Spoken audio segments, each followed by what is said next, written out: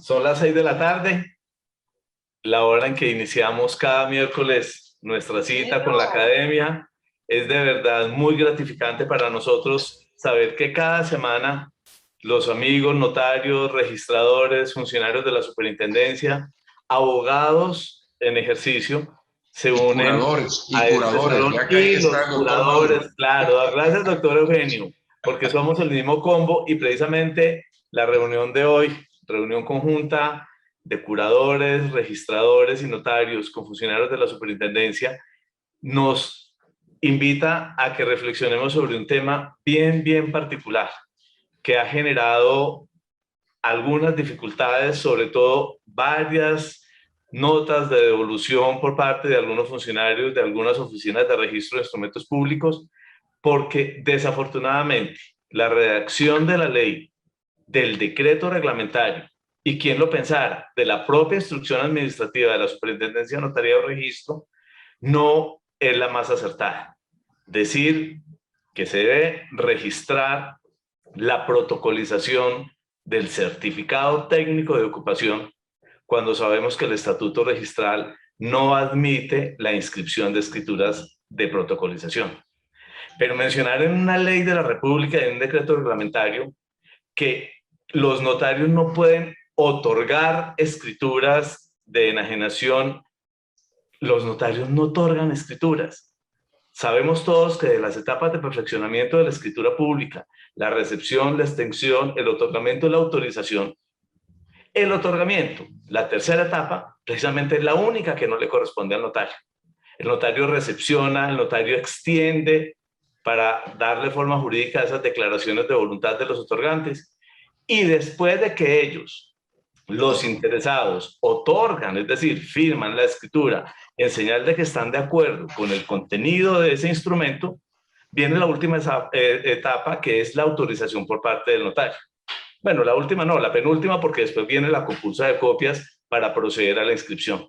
De verdad que es muy triste que la manera como se redactan las normas no recoja lo que el ordenamiento legal nuestro consagra expresamente.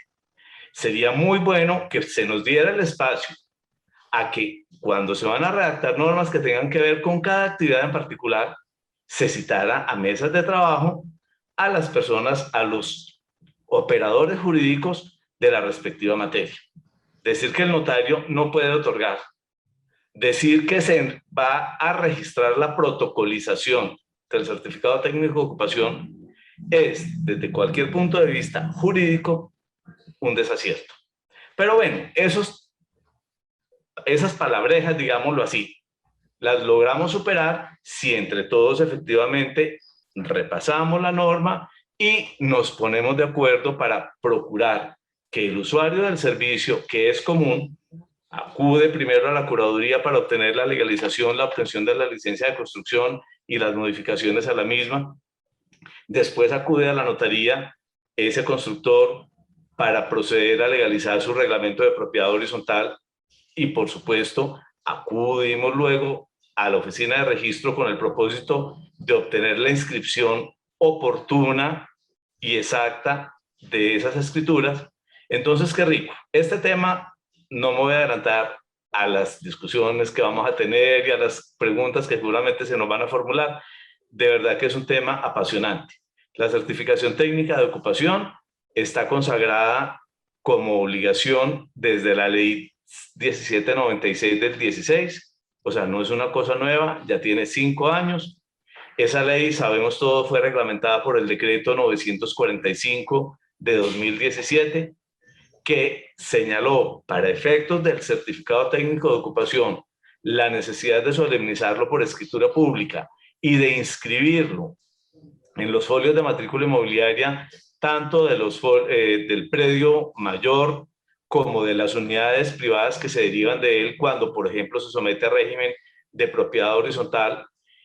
Esa obligación está vigente para que no lo dejemos pasar siempre que se trate de proyectos de construcción de vivienda que tienen más de 2.000 metros de área aprobada de construcción, cuya licencia inicial de construcción se haya radicado después del 1 de julio, mejor, a partir del 1 de julio del año 2017.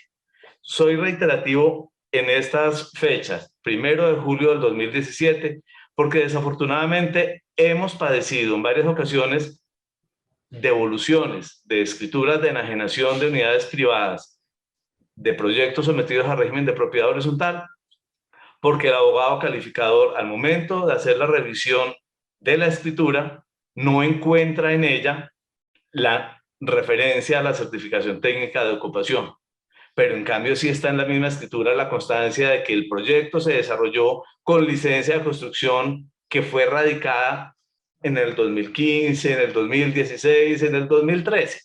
Entonces es importante que todos, y hoy lo vamos a precisar con la exposición que nos hará el doctor Mauro y con la exposición que también generosamente nos hará el doctor Luis Fernando Boada, hoy vamos a precisar para que no se nos olvide a nosotros al momento de redactar las escrituras y a ustedes, queridos amigos registradores y funcionarios de las oficinas de registro de instrumentos públicos, al momento de desarrollar la tarea fundamental de la calificación de esas escrituras para que accedan al registro de instrumentos públicos, que si la radicación de la licencia inicial se hizo antes del 30 de junio de 2017, no hay lugar a la exigencia del certificado técnico de ocupación. Solamente nosotros como notarios estamos en la obligación de exigirlo. Ustedes como registradores también, que ese certificado técnico de ocupación se solemnice por escritura pública y se inscriba solamente para los proyectos de vivienda de más de 2.000 metros cuadrados de construcción, cuya licencia inicial de construcción se haya radicado a partir del 1 de julio del 2017. Pero bueno, sin más preámbulos, quiero saludar y agradecer la presencia del doctor Álvaro Mozo, superintendente delegado para registro.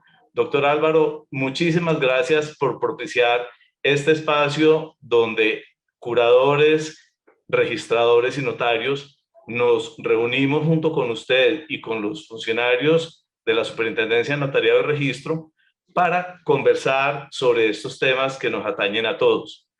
La doctora Daniela Andrade se excusó porque estaba con un poquito de quebranto de salud. La doctora Shirley, directora jurídica de la Superintendencia, hablé con ella esta tarde, pero coincidía nuestra capacitación con otra reunión que le habían señalado previamente.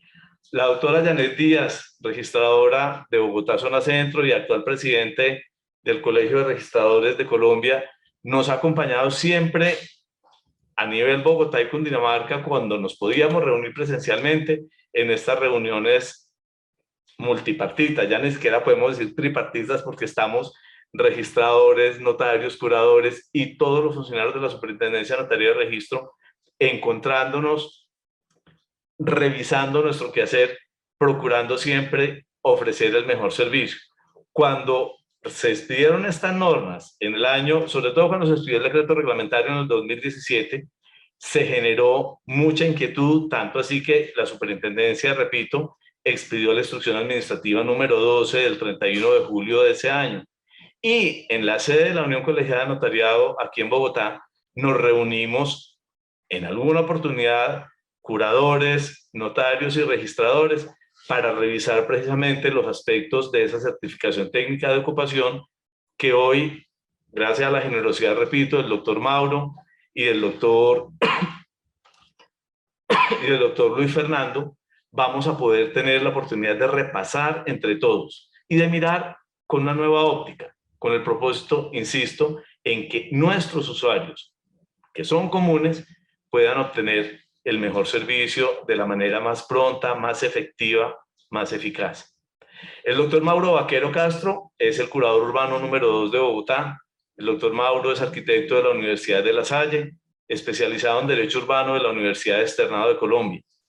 Es magíster en Gestión Urbana de la Universidad Piloto de Colombia, docente universitario de pregrado y de posgrado en varias universidades y se desempeña como presidente del Colegio Nacional de Curadores Urbanos. El doctor Mauro es en el concurso, en los dos concursos que se han hecho para la designación de curadores urbanos, a través de esta modalidad, ha ocupado siempre el primer puesto. Y es para nosotros, de verdad, doctor Mauro, un honor contar con su presencia esta tarde, pero además con su apoyo permanente, porque todos los notarios de Bogotá, cuando tenemos alguna inquietud, sabemos a quién molestamos, y qué rico que sabemos que siempre nos atiende con esa sonrisa que lo caracteriza siempre, doctor Mauro, con la generosidad para compartir sus conocimientos. Qué rico de verdad que esté con nosotros esta tarde. Y el doctor Luis Fernando Boada es el registrador de instrumentos públicos de Pereira. El doctor Luis Fernando es abogado de la Universidad Libre de Pereira, especializado en Derecho Comercial y en Legislación Financiera de la Universidad de Caldas.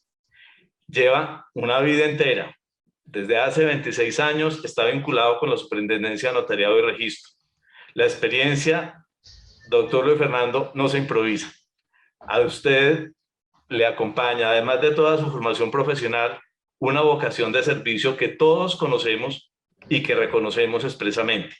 Desde hace 11 años, el doctor Luis Fernando es registrador de instrumentos públicos, fue 3 años registrador en Dos Quebradas y ya lleva 8 años como registrador en Pereira, también por concurso público y abierto de méritos.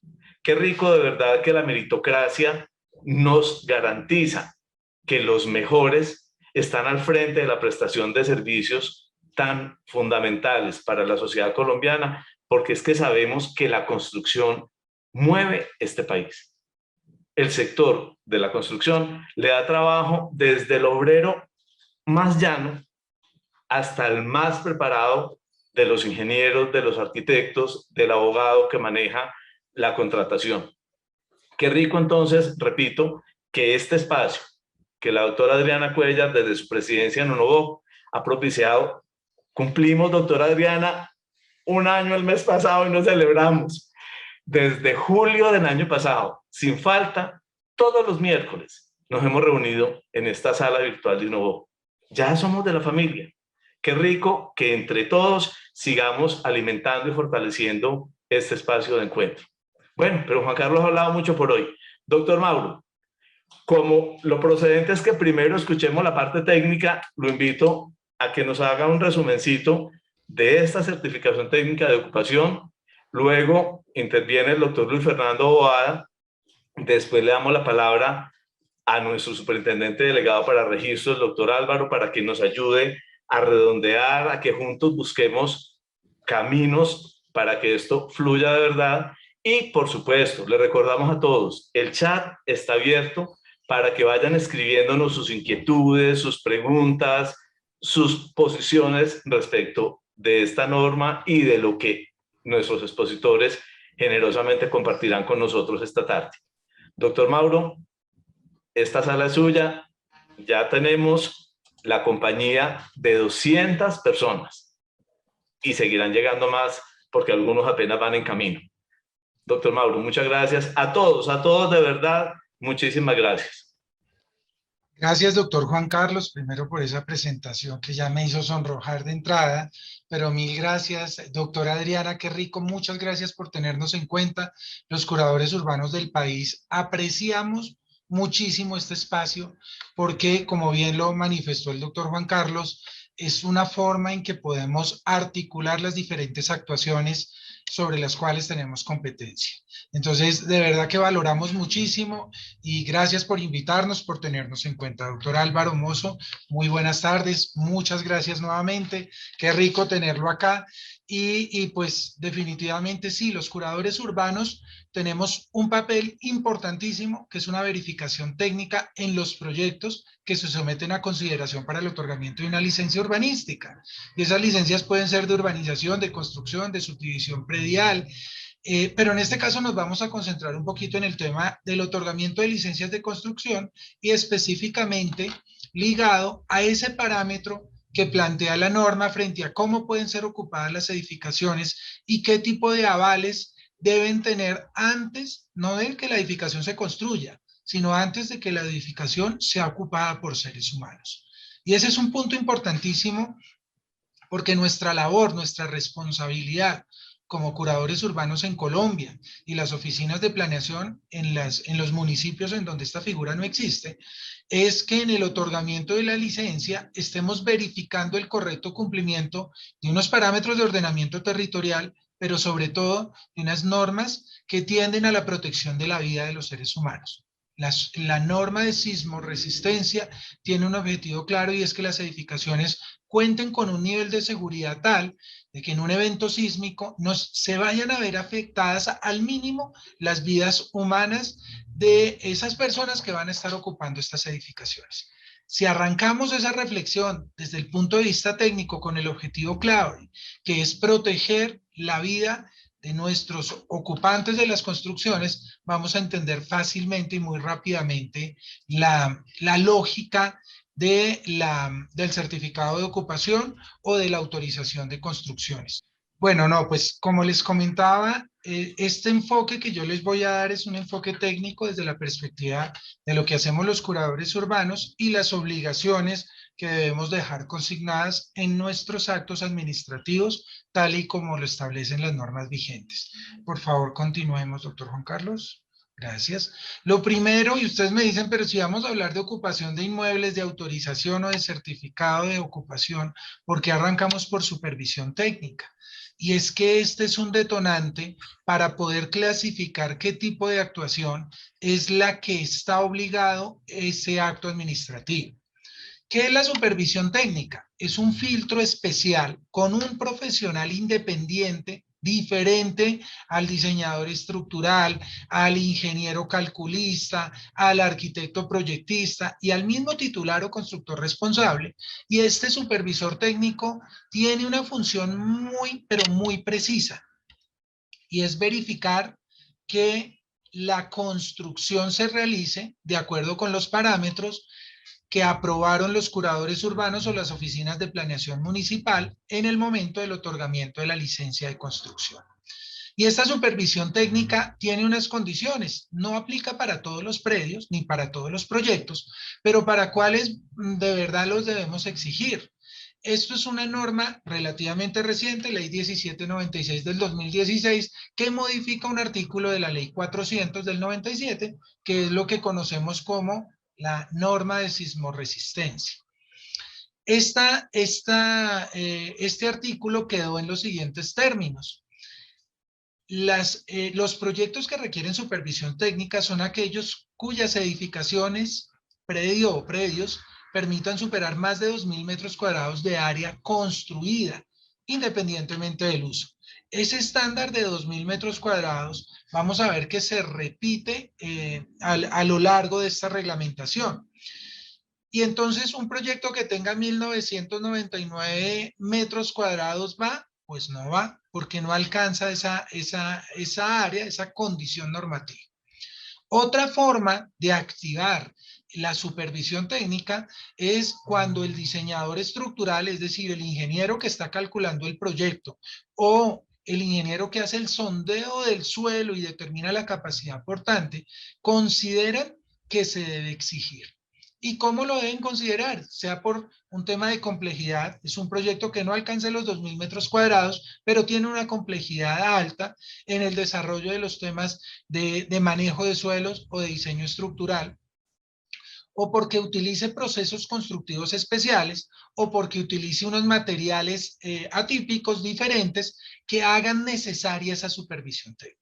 Ese es el segundo parámetro. Hay otro parámetro que nos habla de las edificaciones de menos de 2.000 metros de área. Entonces, si se dieron cuenta, condición todo lo que supere 2.000 metros cuadrados de construcción requiere supervisión técnica, pero algunos que no alcancen a esos 2.000 metros cuadrados, pero tengan la posibilidad de tramitar ampliaciones que permitan alcanzar 2.000 metros o más, requieren también la supervisión técnica. Y en estos casos, la forma más sencilla de entenderlo a mi modo de ver es pensar en cuando se aprueba un proyecto en donde solamente vamos a construir los sótanos y la plataforma de 1, 2, 3 o 4 pisos.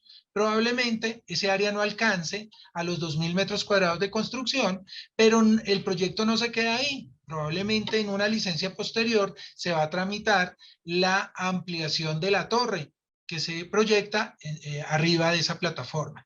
Y en ese sentido, ese proyecto, a pesar de no alcanzar los 2.000 metros cuadrados, que es el estándar para activar la supervisión técnica, pues requerirá tramitar o adelantar esta fase en la medida en que con el tiempo va a alcanzar o va a superar esos 2.000 metros cuadrados. Y la última circunstancia que trae el artículo cuarto de la 1796 es cuando en uno o más predios se aprueben distintas edificaciones que en conjunto superen los 2.000 metros cuadrados de área construida. Ejemplo sencillo, la portería de un conjunto residencial puede tener 10 metros cuadrados de construcción, pero las torres cada una tener 1.000 metros cuadrados. Si el proyecto tiene una portería y una torre, no alcanza los 2.000 metros cuadrados, no cumple esta condición, pero si tiene dos torres de 1.000 metros cuadrados, ya llegó a los 2.000 metros cuadrados, razón por la cual también activaría en varias edificaciones, ya no es por una sola, sino por el conjunto de edificaciones que activaría la supervisión técnica. Este tema es importantísimo tenerlo en cuenta porque dependiendo de la supervisión técnica, y doctor Juan Carlos me ayuda a pasar, por favor, pasemos. Dependiendo de la supervisión técnica, vamos a ver el tema que nos interesa. Si ustedes se dan cuenta, en rojo está el tema del certificado técnico de ocupación de inmuebles, que es el que ha suscitado este tipo de controversias desde que se generó en la ley 1796. Y hay otro que es muy parecido, pero que tiene un comportamiento completamente diferente, que es la autorización de ocupación de inmuebles. ¿Cómo hacemos para discernir cuándo activo una autorización de ocupación y cuándo un certificado técnico de ocupación?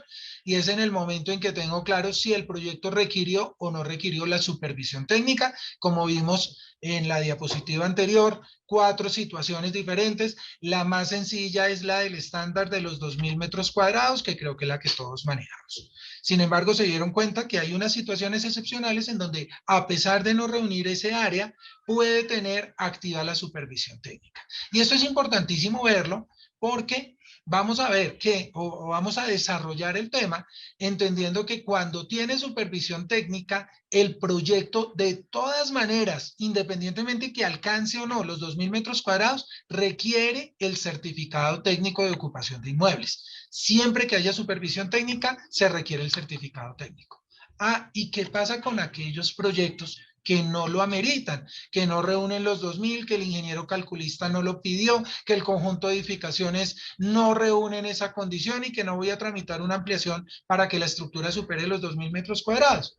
Pues no necesita supervisión técnica, por lo tanto no necesita certificado de técnico de ocupación, pero no los dejan librecitos. Se activa otro trámite que se llama la autorización de ocupación de inmuebles. Siguiente, por favor. Y aquí vamos a arrancar por ese trámite que es, bueno, lo primero sería decir, ¿cómo se sabe cuándo sí y cuándo no? Pues nosotros, los curadores urbanos, las oficinas de planeación que otorguen licencias en determinados municipios, tienen esta normita, que es el artículo 11 del decreto 1203 del 2017, que dice claramente cuáles son las obligaciones del titular de licencia. Primero dice que nosotros, los curadores o la autoridad encargada del trámite de licencias, debe indicar al titular el cumplimiento de las siguientes obligaciones. ¿Cómo lo hacemos? Consignándolo en el acto administrativo que estamos otorgando. Y una de esas obligaciones, la número 5, es la que dice, cuando se trate de licencias de construcción, solicitar la autorización de ocupación de inmuebles al concluir las obras de la edificación en los términos que establece otro artículo de ese mismo ordenamiento, en este caso del cuerpo compilatorio que es el decreto 1077 del 2015.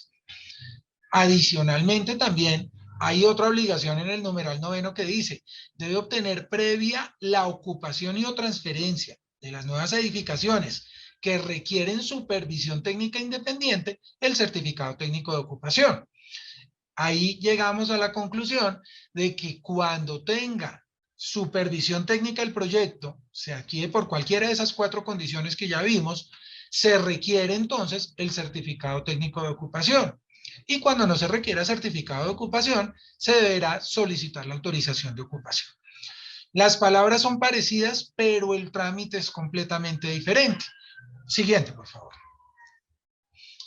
Bueno, y miremos la otra obligación que aparece en el numeral 10, que esto es importantísimo.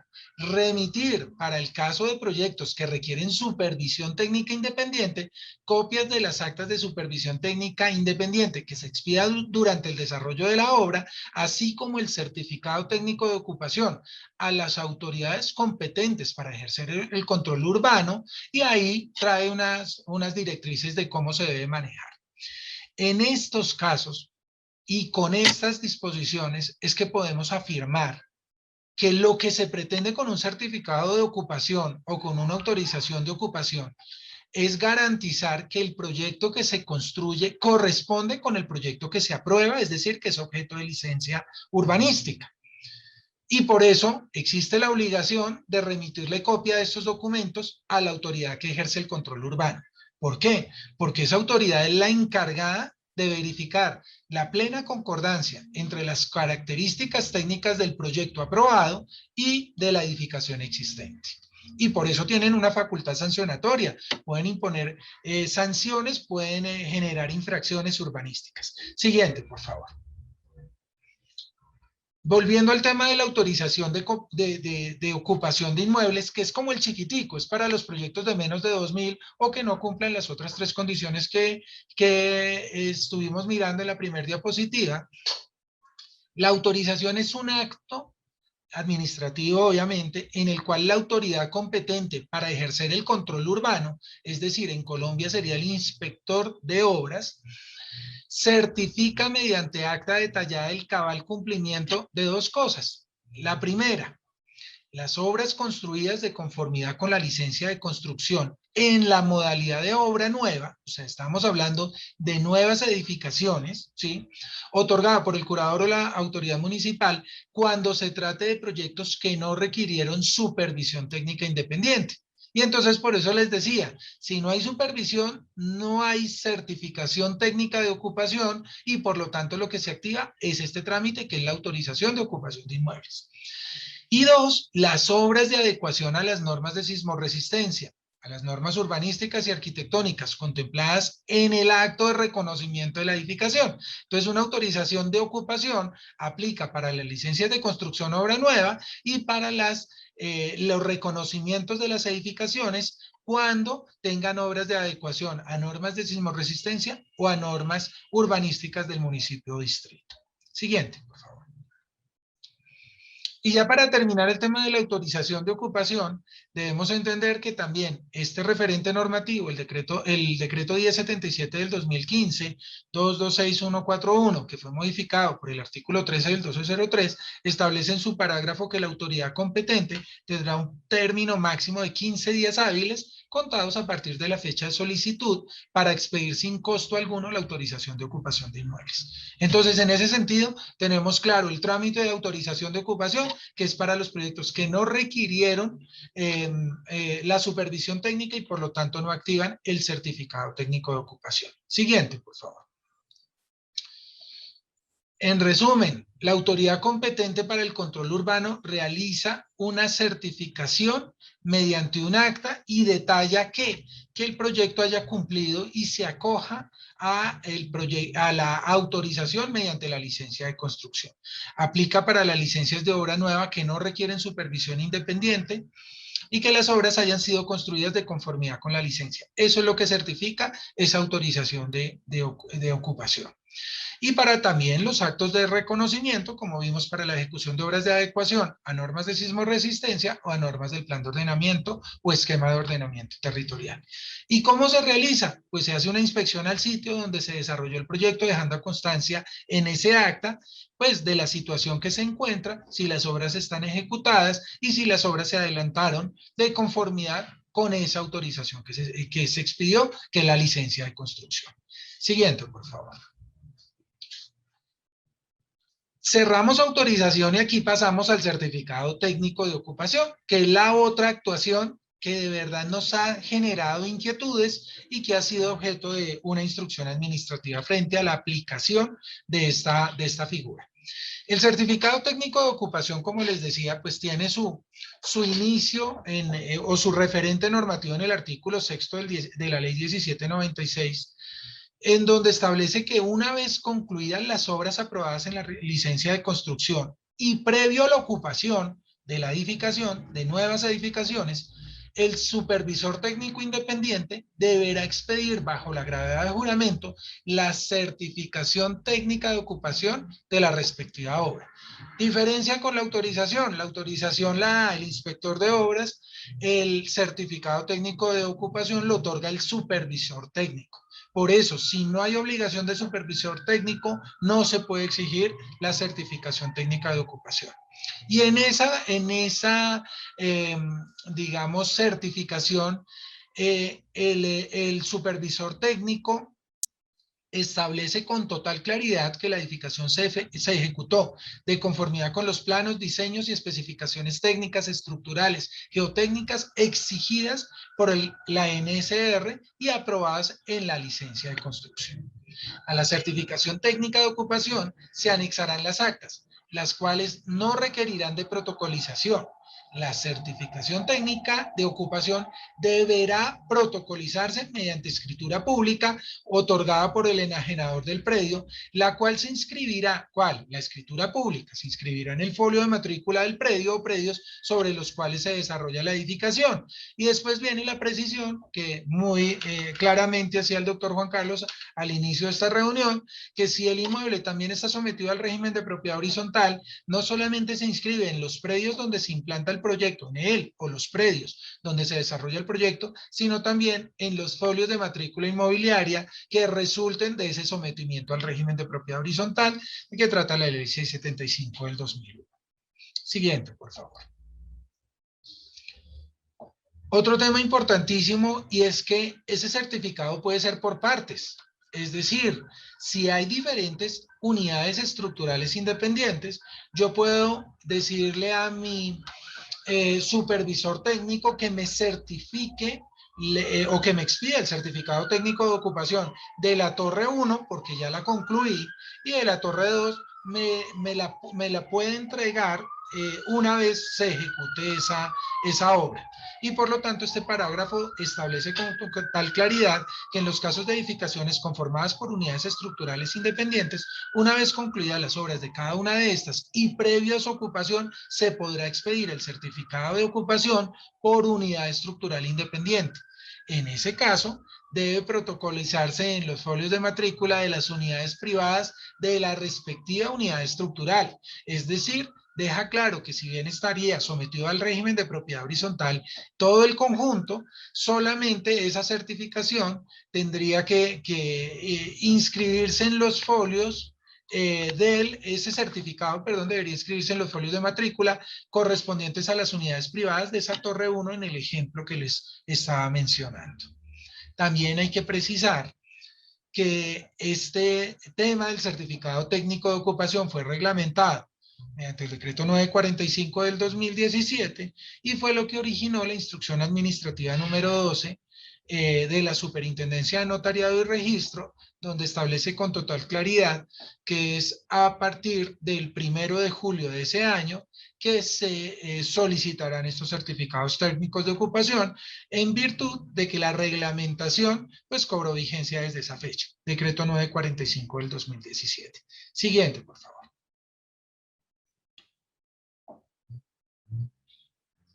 A manera de resumen, el certificado técnico de ocupación de inmuebles se debe tramitar o se debe expedir en el momento en que se concluyan las obras aprobadas por la licencia y debe realizarse previa a la ocupación de los nuevos inmuebles. El supervisor técnico independiente debe expedirlo bajo la gravedad de juramento y certifica que la edificación se ejecutó conforme a la licencia y contó con la supervisión técnica. La certificación se debe protocolizar mediante escritura pública y debe la escritura obviamente se inscribirá en el folio de matrícula inmobiliaria del predio o predio sobre el cual se desarrolla el proyecto y los folios de matrícula inmobiliaria derivados de un eventual sometimiento al régimen de propiedad horizontal. también establece claramente que copia de las actas de la supervisión que se expidan durante la ejecución de la obra deben ser remitidas al inspector de obra para que ejecute o ejerza el control urbano y posterior de obra. Siguiente, por favor.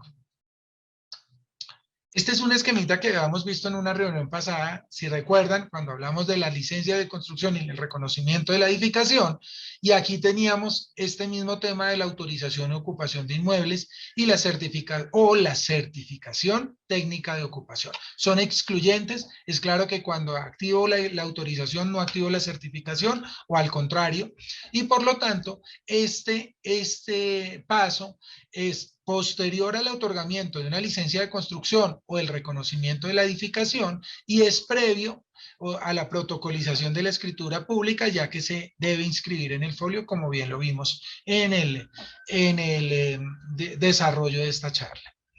Ahora bien, la normatividad, como veíamos la vez pasada, establece solo la obligación de protocolización de la certificación técnica de ocupación. Si bien la autorización también es un documento importantísimo, no existe una disposición en tal sentido y ni tampoco existe una consecuencia jurídica de qué pasa si el titular no adelanta dicho trámite. Ese de pronto es una sugerencia para que en un eventual ajuste normativo se pueda pensar en qué pasa con aquellos proyectos que, debiendo haber obtenido una autorización de ocupación, no la solicitan porque pues desafortunadamente hoy la ley no tiene una consecuencia jurídica respecto de la falta de obtención de este trámite. Siguiente, creo que con esta ya terminamos, doctor Juan Carlos. Sí, perfecto, pues les agradezco mucho, doctor Juan Carlos, le cedo la palabra. Gracias, doctor Mauro. Definitivamente, el que sabe, sabe.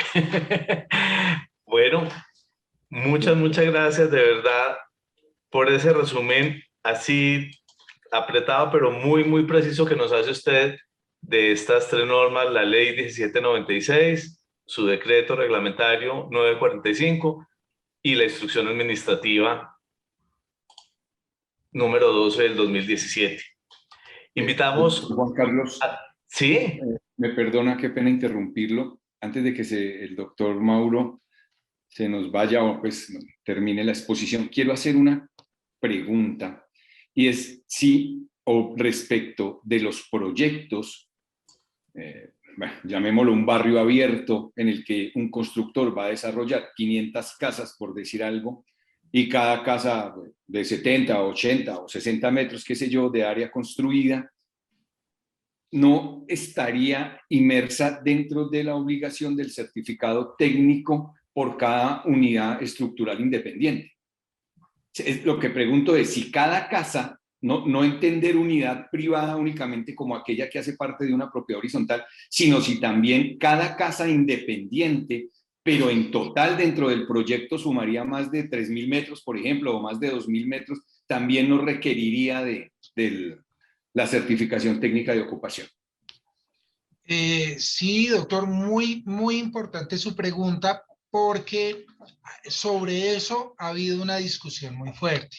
Y es que la unidad estructural independiente nosotros la conocemos técnicamente como aquella solución estructural que transfiere las cargas individualmente al suelo, ¿sí? Y entonces viene la pregunta, ¿la unidad privada, producto de un régimen de propiedad horizontal, corresponde con la unidad estructural independiente? Desafortunadamente no hay una respuesta que nos diga en todos los casos coincide o en todos los casos es diferente. Y el ejemplo que usted pone es muy bueno porque nos permite ver lo que generalmente ocurre en muchas partes del país y es que se proyectan conjuntos residenciales, como usted lo mencionó, casa 1 a la 200 de un conjunto residencial, pero no necesariamente el hecho de que sea una unidad privada implica que sea una unidad estructural independiente.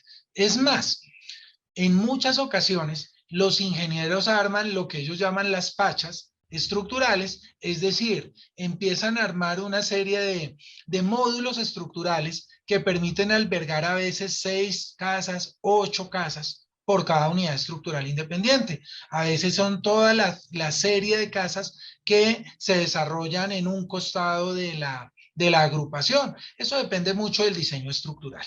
Lo cierto es que una de las condiciones para activar la supervisión técnica y por lo tanto generar la exigibilidad del certificado técnico de ocupación es el numeral 3 de la presentación de la primera diapositiva que decía edificaciones de menos de 2.000 metros cuadrados de área, pero que cuenten con la posibilidad de tramitar ampliaciones de más de 2.000. A veces se tramita solo la primera etapa del conjunto residencial, que tiene menos de 2.000, pero sabemos que en la futura etapa, en la siguiente o futuras etapas, vamos a tener una condición de más de 2.000 metros cuadrados. O la otra, la condición número 4, cuando en unos o más predios se aprueben distintas edificaciones que en conjunto superen 2.000 metros cuadrados de área, cada una de ellas debe contar con supervisión. Y esta puede ser el ejemplo de la agrupación que usted exponía, y es, yo tengo una casa, no necesariamente una unidad estructural independiente, pero hace parte de un conjunto que está siendo licenciado con 400 casas. Si esas 400 casas me suman más de 2.000 metros cuadrados, activa ese proyecto la supervisión técnica, la supervisión técnica y por lo tanto, como consecuencia, el certificado técnico de ocupación. No sé, doctor Boada, si quedó claro. Claro que sí, señor. Sí, señor. Muchas gracias. Muy claro, muy amable. Yo tengo una pregunta, doctor. Claro, doctora Adriana. En el caso que se haya pedido una licencia de construcción para supuestamente una casa, ¿qué sucede si cuando se va a hacer la revisión del certificado de ocupación, de la autorización de ocupación, esta no corresponde, lo que se construyó no corresponde a lo que se solicitó inicialmente? En ese caso, ¿qué pasaría cuando llegan a hacer esa revisión? Sí, doctora Adriana, como vimos o como les expuse hace unos minutos, el objetivo de la norma es garantizar que el proyecto que se apruebe se construya. No lo que nos pasa en muchas ocasiones, que se aprueba un proyecto de 5 pisos y se construyen 6, que se aprueba una edificación. Pero en ese caso, ¿qué sucede? Sí, porque ya voy para allá. Doctora Adriana, cuando ocurre eso, la autoridad, ¿por qué tiene que dar este trámite? Lo genera el inspector de obras, porque ellos son los que tienen la facultad sancionatoria de la norma y los que tienen la posibilidad de imponer la infracción urbanística. Y en estos casos, a manera de ejemplo, se los expongo. Ocurre lo mismo que ocurre en el Código de Tránsito. Ustedes se pueden pasar un semáforo en rojo y el policía no los vio, ustedes siguen derecho. Ustedes pueden construir diferente a la licencia y el inspector de obras no los vio, no les activa el procedimiento.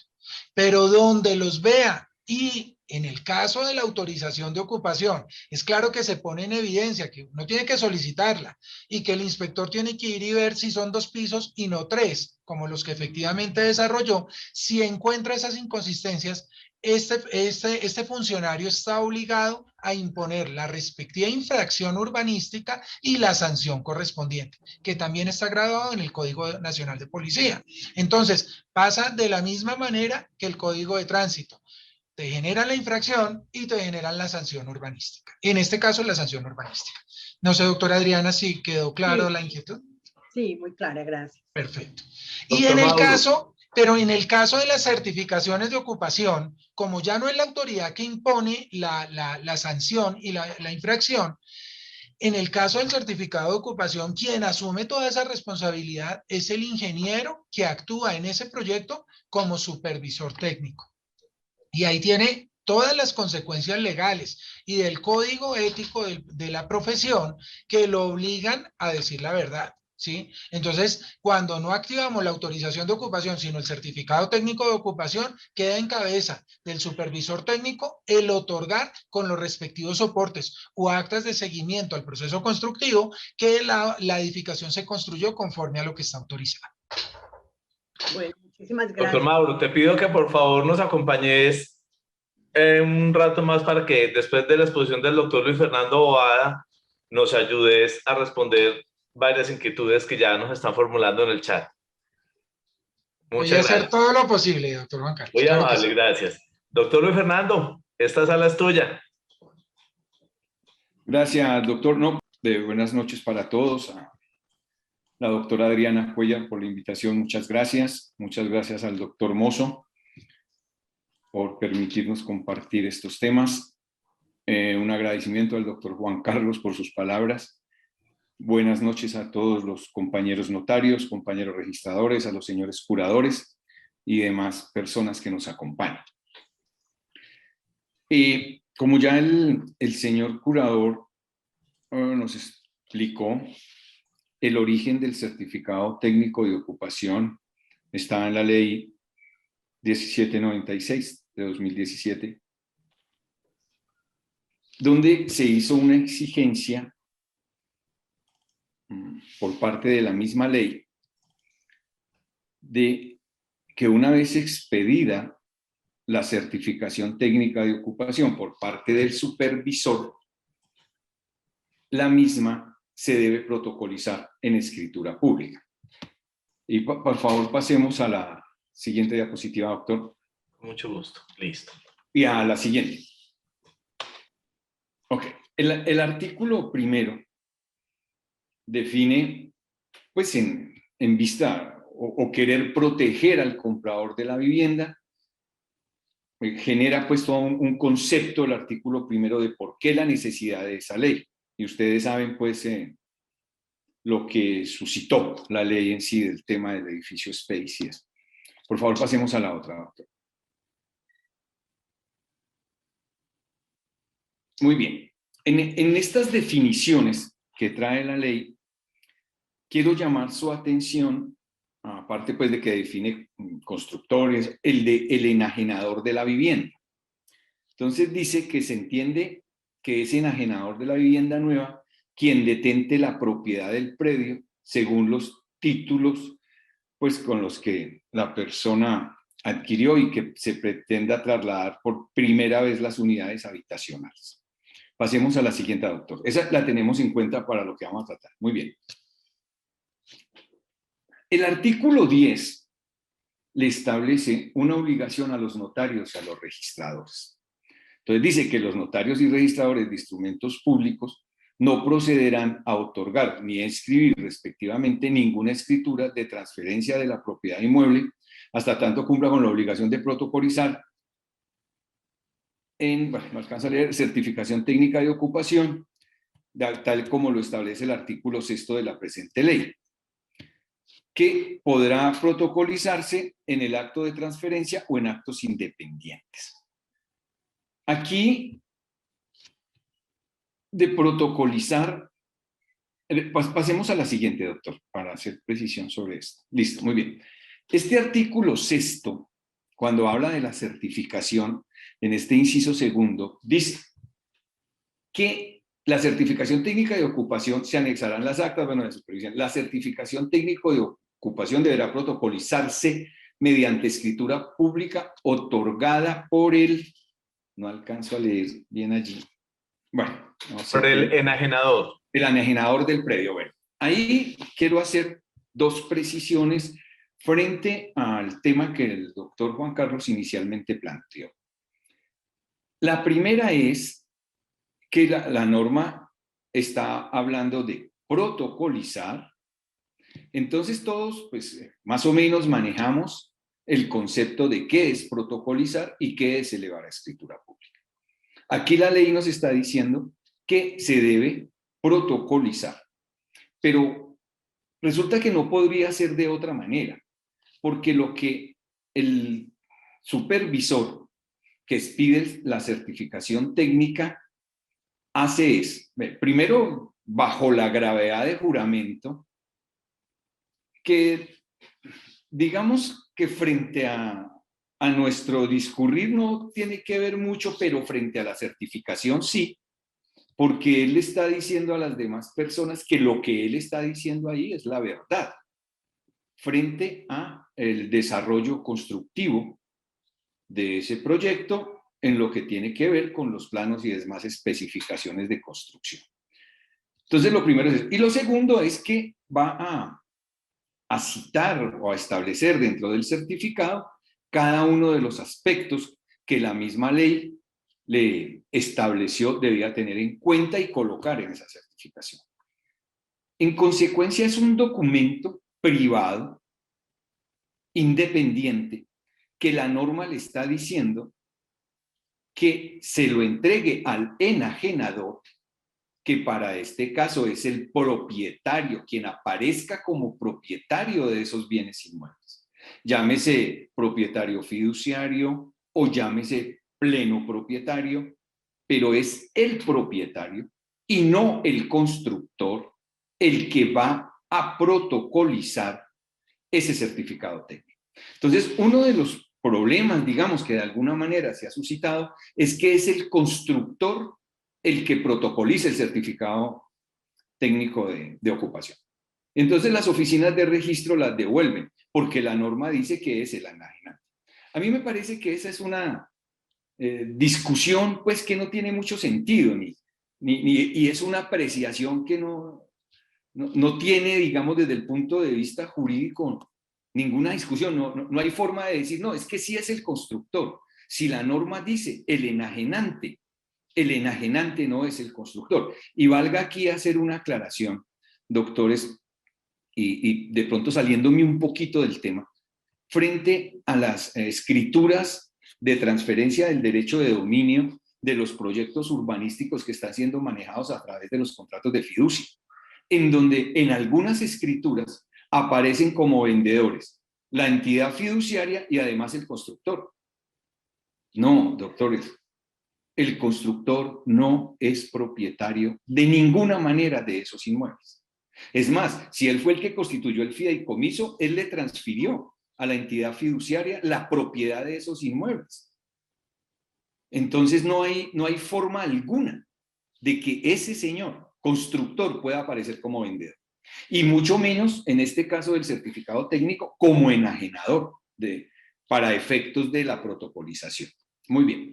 Ahora, cuando la norma dice que es escritura pública otorgada, entonces yo, doctor Juan Carlos, de pronto difiero, y con todo respeto, un poquito de su concepto del otorgamiento, porque el otorgamiento no es solamente la firma de la escritura. El otorgamiento tiene que ver con la aceptación que las partes hagan del contenido de la escritura, más la firma de la escritura. Pues creo yo en lo que interpreto de las normas. Pero en este caso, no podemos decir, es que no hay una extensión, no hay una declaración, porque lo que la norma le está diciendo al enajenante es, vaya para la notaría, protocolice este certificado por escritura pública. Entonces, listo, entendemos todos que es protocolizar, es como decirle al señor notario, guárdeme estos documentos en esta escritura. Yo quiero hacer una escritura para guardar estos documentos, para que queden en el protocolo de la notaría en una escritura pública estos documentos. Pero resulta que aquí no es un querer voluntario, sino es una disposición legal. Entonces él va y protocoliza. Pero cuando dice otorga, yo creo darle otro sentido más allá, y es que cuando otorga, el acto de protocolización es un acto independiente a cualquier otro acto que esa escritura pudiera tener, como pudiera ser el otorgamiento de la sola protocolización del certificado técnico y que el mismo se registre en el folio de mayor extensión, por ejemplo, que si así lo quisiera el enajenador, pues está otorgando una escritura porque él está, digamos, aceptando que lo que está diciendo la escritura, que debe ser que en cumplimiento de lo dispuesto en la ley 1796, en el artículo 6º, está protocolizando el certificado técnico de ocupación. Bueno, eso deberá aceptar y decir, listo, yo estoy de acuerdo porque a eso fue que vine, y en esa medida la está otorgando. Ahora bien, suponer que la protocolización no es un acto sujeto a registro, en los términos del artículo 4º de la ley 1579 de 2012, es correcto. Eso es una suposición, como lo establecía el doctor Juan Carlos, correcto. Pero ¿qué sucede? Como para tratar de armonizar lo que aquí se hizo. Y es que sí, la ley 1796 es del año 2016 y la ley 1579 es de 2012, y ambas leyes son especiales. Lo que sucedió fue que la ley 1796 creó un acto más de registro que es una protocolización, porque es una ley posterior y especial. Entonces nos dijo, mire, le estoy adicionando al artículo 4 de la ley 1579, tácitamente, que además de lo que allí se dice que se debe registrar, también se debe registrar la protocolización de un documento, que se llama certificado técnico de ocupación. Y esa protocolización se debe registrar. Entonces, y se debe registrar como un acto independiente dentro de la escritura. No es que en el final de la escritura se diga, y protocolizo el certificado técnico de ocupación. No, doctores, es un acto independiente en el que comparece ese enajenador, ese propietario de esos bienes inmuebles, y dice que viene a protocolizar ese documento, el certificado técnico de ocupación. Y vamos a suponer que si posterior a eso se va a constituir el reglamento de propiedad horizontal, si es del caso, pues entonces habrá un segundo acto y una nueva comparecencia dentro de esa escritura. Eso es lo que creo, por eso habla de otorgar en ese orden de ideas. Ahora bien, cuando la ley me dice que el certificado técnico de ocupación debe estar inscrito antes de las ventas que se vayan a hacer de cada unidad, pues correcto. Si yo otorgo una escritura y no llevé el certificado técnico de ocupación a el folio de mayor extensión y todos los folios de matrícula que nacieron de ese proyecto, sino que lo que quiero es ir llevando el certificado técnico de ocupación en cada una de las unidades que estoy enajenando o estoy transfiriendo el derecho de dominio, pues entonces el certificado técnico de ocupación tiene que ir como un primer acto dentro de la escritura. Porque si lo hago como segundo acto y primero hago la venta, estaría yendo en contravía de lo que la ley me dice, y es que tengo que tener inscrito el certificado técnico de ocupación en el folio para poder hacer la enajenación. Entonces no puedo colocar allá al final en un numeral y decir, y protocolizo el certificado técnico de ocupación, porque no es una protocolización de esa manera. Es un otorgamiento de un acto, como lo está diciendo la norma, en su perfecta expresión como tal. Entonces, primero debo hacer una comparecencia para hacer la protocolización del acto y luego otra comparecencia para hacer la transferencia del derecho de dominio, y en ese orden, para que pueda darse cumplimiento a la norma. Porque si lo hago en desorden, entonces, ¿qué es lo que le toca hacer a la oficina de registro? Coger el último acto y colocarlo de primero para dar cumplimiento a la ley. ¿Cuándo debería hacerse? Al contrario, primero el acto y luego hacer el acto de la venta, si es del caso, y primero el certificado técnico de ocupación. Esto quería, por favor, pasemos la otra, doctor. Esto quería hacer referencia. Gracias. Esta obligación obvia, ¿esa es la anterior, doctor? ¿Y la próxima? Y la otra, doctor, eso, ok. El principal problema para notarios y registradores, antes de que hablemos de esto, es, y tal como lo establecía el artículo 10, es cómo sabe el registrador o el notario que antes de la enajenación de las unidades de un proyecto, sí, doctor Vargas. ¿Avanzamos a la otra, doctor? No, tranquilo, doctor, ahí, dejémosla ahí un momentito. Gracias. Entonces, lo que venía diciendo allá. Entonces, ¿cómo sabe el registrador? ¿O cómo sabe el notario? O el notario del registrador, que el proyecto es de aquellos que tienen más de 2.000 metros cuadrados de construcción. Sí, lo que se está haciendo es una venta. ¿Desde dónde puede el registrador o el notario establecer eso? Pues la única forma, pensaría, es que la licencia de la curaduría o de la oficina de planeación, si es el caso, establezca la necesidad o el requisito de el certificado técnico de ocupación. Para entonces nosotros, bueno, no sé de qué manera, o el señor notario, al momento, bien sea de hacer no sé, el desenglobe, la constitución de la propiedad horizontal, el loteo, la constitución de urbanización, no sé, lo que se vaya a utilizar, pueda advertirlo y, bueno, no sé, llevar en alguna parte decir, venga, este proyecto cuando empiecen a llegar las unidades de vivienda tiene que tener un certificado técnico de ocupación. Ese es el primer problema para el notario del registrador. ¿Cómo poder llevar o tener en cuenta que ese proyecto efectivamente debe tener si la curaduría no lo dijo? Porque el otro problema es que si la licencia no nos lo dice, nosotros ¿cómo lo averiguamos? Si es que la única forma es que desde la licencia lo diga.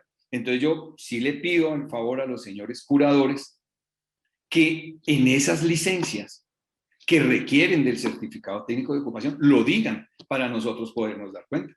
Porque si no, no tenemos la menor idea de cómo advertir que el proyecto es de esos. Sobre todo si empiezan a enajenar. Hacen un loteo, por decir algo. Y si en el loteo no dice, o la constitución de la propiedad horizontal, que requiere de un certificado técnico de ocupación, entonces o tenemos que empezar a sumar o a decir, venga, la licencia de construcción da más de esto, entonces sí necesito. Pero sería un tema funcional de hacer una suma que no le corresponde ni al notario ni al registrador. Entonces, por lo tanto, pienso, doctores, que lo correcto es que la licencia informe el requerimiento del certificado técnico de ocupación o no. Doctor, ¿va a hablar? Discúlpeme que tiene la mano levantada. Ok, bueno, bien. Doctor Fernando, continúese tranquilo, que luego damos la palabra a los intervinientes para que no lo interrumpan. Bueno, listo, mi doctor. Entonces, ese es el primer punto que nosotros tenemos que tener en cuenta. ¿Cómo vamos a saber si el proyecto necesita o no necesita? Ahora bien, como lo establecía el doctor Juan Carlos al principio de la conversación, el decreto 945 de 2017 primero estableció un régimen de transición y segundo dijo a partir de cuándo regía el decreto 945 y por ende la aplicación del certificado técnico de ocupación. Entonces nos dijo, mire, o sea, todos aquellos proyectos que se hubieran radicado antes de la vigencia del decreto 945 continuaban igual, es decir, aplicando las normas que existían en su momento o en el momento de su radicación y en consecuencia no requieren de certificado técnico de ocupación. Y aquellos proyectos que se empezaron a radicar a partir del 1 de julio del año 2017, entonces sí requerían del certificado técnico de ocupación. Pero doctores, volvemos al mismo punto. Y le pregunto yo a los señores curadores, ¿ustedes colocan en la respectiva licencia de urbanización o de parcelación la fecha de erradicación del proyecto? Entonces, para los notarios y los registradores es muy complejo establecer en qué momento se radicó el proyecto porque no lo podemos asumir, porque es muy posible que en este momento todavía se estén registrando escrituras de proyectos que fueron radicados con anterioridad a la vigencia del decreto 945, es decir, el 1 de julio de 2017. Entonces es muy complicado para registradores y notarios o notarios y registradores saber cuándo empezó o si ese proyecto requiere o no, porque no sabemos la fecha de radicación. Ese es el reto en el que los señores curadores nos pueden dar la mano diciéndonos, mire, el proyecto se radicó en tal fecha y necesita o no necesita, porque tampoco la licencia no lo dice. Ese es en esto, y el doctor Juan Carlos tenía razón. No puede, por parte de los señores registradores ni de los señores notarios, exigirse el certificado técnico de ocupación cuando el proyecto se radicó con anterioridad al 1 de julio de 2017. Ahora, todos sabemos que hay proyectos que se radicaron antes de esa fecha, del 1 de julio de 2017, que se están desarrollando por etapas y que pueden pasar otros 5 o 10 años, yo qué sé, desarrollando el proyecto y no requerirían el certificado técnico de ocupación, porque fueron radicados con anterioridad, independiente de que se sigan desarrollando en etapas con posterioridad al 1 de julio de 2017. Entonces aquí nos ayuda mucho que los señores curadores nos informen la fecha de erradicación del proyecto y si requiere o no el certificado técnico de ocupación, en atención a la cantidad de área o de construcción o del área construida o de mayor de 2.000 metros, cuando sea el caso. Pasemos a la otra, doctor, por favor. Ok. Esta, aunque no quiero buscar la instrucción administrativa, porque básicamente dice lo mismo que estamos citando, la instrucción administrativa nos sirve tanto a notarios como a registradores como una lista de chequeo para verificar que lo que el certificado técnico de ocupación dice está completo, porque lo que la superintendencia plasmó en la instrucción administrativa es simplemente el contenido del certificado técnico de ocupación. Entonces es muy fácil verificarlo. Es una lista de chequeo. Esto está, listo, el certificado está completo. Si hay elementos que no están ahí, pues no está cumpliendo el certificado con lo que estableció la ley y la instrucción administrativa y habrá que devolver la escritura porque el certificado técnico no está completo. Eso nos corresponde tanto a notarios como a registrados. Hacer esa lista frente a ese serie de documentos e informaciones que debe presentar el certificado técnico de ocupación. A eso no me quería referir respecto a esto. No es mucho, es simplemente como darle un orden, creo yo, en lo que estamos haciendo. En la gran mayoría, pienso yo, de las ciudades se está haciendo bien lo del certificado técnico y teniendo la responsabilidad de hacer un acto que es congruente con el código que creó la superintendencia para ese acto y entendiendo que es una circunstancia, digamos, que extraña al registro de instrumentos públicos, pero que debe hacerse en virtud de que la ley ordenó que una protocolización se llevara a los folios de matrícula inmobiliaria. Y finalmente, pues puedo inclusive presentar el certificado técnico de ocupación con la escritura en la que constituye el reglamento de propiedad horizontal, generar las unidades privadas y solicitar que se lleve el certificado técnico a esas unidades privadas que se están segregando de esa constitución de la propiedad horizontal o del loteo correspondiente, como sea, si es que es más de 2.000 metros de construcción. Eso quería compartir con ustedes, doctores. Muchas gracias, doctor Juan Carlos, y doctora, y cualquier cosa, aquí estoy. Doctor Luis Fernando, muchísimas gracias. Le pedimos al doctor Mauro si por favor nos precisa el contenido de las licencias de construcción, porque, doctor Luis Fernando, en Bogotá, y creo que ya están unificadas en todo el país los formularios, siempre se indica el área total construida que se está aprobando con la licencia y 3 fechas que no debemos dejar pasar por alto notarios ni registradores: la fecha de erradicación, la fecha de expedición de la licencia y su fecha de ejecutoria. Pero le pedimos al doctor Mauro si por favor nos explica este temita.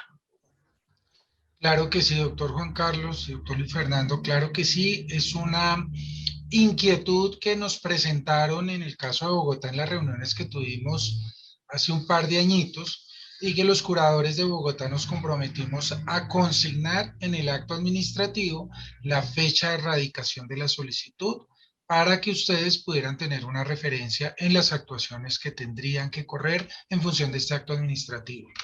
Desafortunadamente a nivel nacional todavía no tenemos un formato unificado, eso es algo que se ha planteado en diferentes instancias, pero todavía no se ha unificado ese formato de licenciamiento del acto administrativo en construcción y por lo tanto no en todos los curadores de las diferentes ciudades en el país me atrevo a asegurar que no lo tienen. Algunos lo tendrán y obviamente pues la idea de nosotros es buscar que a través del Colegio Nacional de Curadores podamos enviar el mensaje a todos los curadores del país para que los que no lo tengan podamos vincularlo al contenido del acto administrativo. Definitivamente, doctor Luis Fernando, en Bogotá sí lo estamos haciendo. Y en Bogotá también estamos haciendo algo que usted planteó que me parece muy importante, y es que consignemos si el proyecto requiere supervisión técnica o no, porque como lo vimos, cuando requiere supervisión, requiere certificado técnico de ocupación. Entonces, en ese sentido, sí, lo que sucede es que desafortunadamente no es fácil unificar este tipo de criterios y este tipo de formatos, y eventualmente la Superintendencia de Notariado y Registro, a través de su delegada para curadores, delegada de tierras para curadores, podríamos pensar si eventualmente ese lineamiento queda a nivel nacional, tal y como quedó el lineamiento en la instrucción administrativa que a ustedes les precisó la fecha desde la cual se debía exigir. También es claro, doctor Luis Fernando, que por la lógica que tiene el licenciamiento, el desarrollo de proyectos, la protocolización de este tipo de productos inmobiliarios, pues todavía estamos desarrollando proyectos aprobados inclusive con anterioridad a esa fecha en donde surge la obligación, y por lo tanto se vuelve muy complejo en esos casos que precisamente se otorgaron para esas fechas determinarlo, porque como lo vimos, Bogotá vino a colocarlo hace un par de años, a incluirlo en sus actos administrativos, pero pues no necesariamente los de fechas similares en todo el país tienen esa información, y habría que entrar a determinar tal situación para establecer si aplica o no este requisito. Y el otro tema es que los curadores urbanos en Colombia somos muy poquitos. La mayoría del licenciamiento en Colombia se da en las oficinas de planeación municipal, y ahí sí se nos sale un poquito de las manos el poder generar unas directrices para que ellos incluyan esta información. Bueno, doctor, yo no sé, pues obviamente no sé de pronto la superintendencia, pero entonces habría que tratar de que desde el ministerio se impartieran esas instrucciones, porque ellos sí pueden decirle a los jefes de planeación y a los curadores al tiempo la información. De acuerdo. Pero créame que para nosotros es casi que necesario tener esa información para poder saber si se exige o no. Ese es el... De acuerdo, doctor. Bueno, antes de que procedamos a leer las preguntas, las inquietudes que nos han formulado en el chat, queremos escuchar al doctor Álvaro. Doctor, muchísimas gracias de nuevo por estar con nosotros. Mire qué rico todas estas inquietudes que se van planteando desde las diferentes ópticas de acuerdo donde está el operador para que la norma sea efectiva. Doctor Álvaro, sí, por favor enciende su micrófono y muchas gracias. Muy amable. Sea lo primero, felicitar a los expositores, doctores Juan Carlos, Mauro, Adriana, Luis Fernando. Excelente disertación sobre el tema puesto hoy a consideración, como lo es el certificado técnico de ocupación. Ha sido tan interesante para este delegado escuchar los planteamientos de ustedes, que en algún momento de la exposición, cuando ustedes han sido críticos de la ley 1796 del 2016, del decreto reglamentario 945 del 2017 y obviamente de nuestro instructivo, llegué a pensar en la posibilidad, en ejercicio de llegar al Congreso de la República a través de la llamada iniciativa legislativa funcional. Me tocó repasar inmediatamente la Constitución política que habla de esa posibilidad, ¿cierto?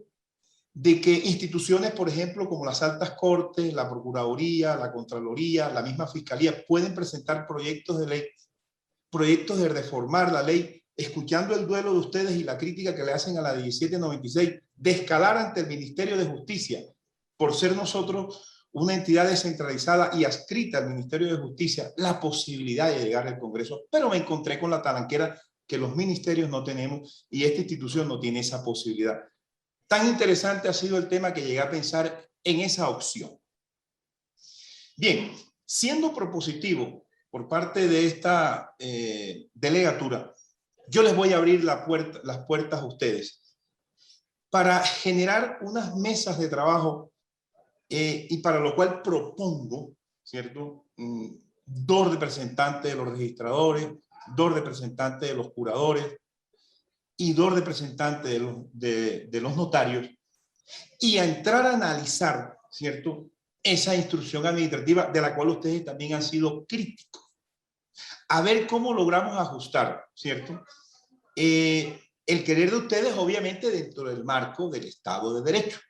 Tenemos una ley que es la ley 1796, pero este delegado abre las puertas de la posibilidad de hacer un ajuste. Antes, creería yo, de instalar la mesa que propongo, porque hay que sacarle, ¿cierto?, lo mejor de estos diálogos, de estas exposiciones, de estas disertaciones, de estas discusiones abiertas, para progresar, para mejorar. Entonces, antes de la mesa, yo propondría que a esta delegada le hagan llegar cuáles son, ¿cierto?, las inconformidades, los aspectos que habría que corregir, ¿cierto?, de ese instructivo. Obviamente, también soy claro, necesitaría el apoyo al interior de la institución de la Oficina Asesora Jurídica. Y dentro del marco de la legalidad, a ver cómo ajustamos, y dentro de mis competencias funcionales y misionales, en cabeza, por ejemplo, de hoy una participante en esta mesa de trabajo, por así llamarlo también, de la doctora Zoraida Arce, que es mi coordinadora de orientación registral. Buscamos salida a ese inconformismo que ustedes hoy están manifestando y que es válido. Esto que estamos haciendo nosotros, este ejercicio, es el ejercicio de la participación que tenemos los servidores públicos y la comunidad en general en los asuntos que nos afectan. De tal manera que esta delegatura abre la posibilidad de un diálogo, de una concertación en lo que me atañe a mí, ¿cierto?, que es la instrucción administrativa. Llegué a pensar hasta en la posibilidad, le reitero, de la iniciativa legislativa funcional. No, pero está vedado, porque ya hice un repaso. Es tanto el interés que me despertó el tema a tratar que llegué a pensar, soy reiterativo, en esa posibilidad. Entonces, esa es la propuesta que hago en la noche de hoy.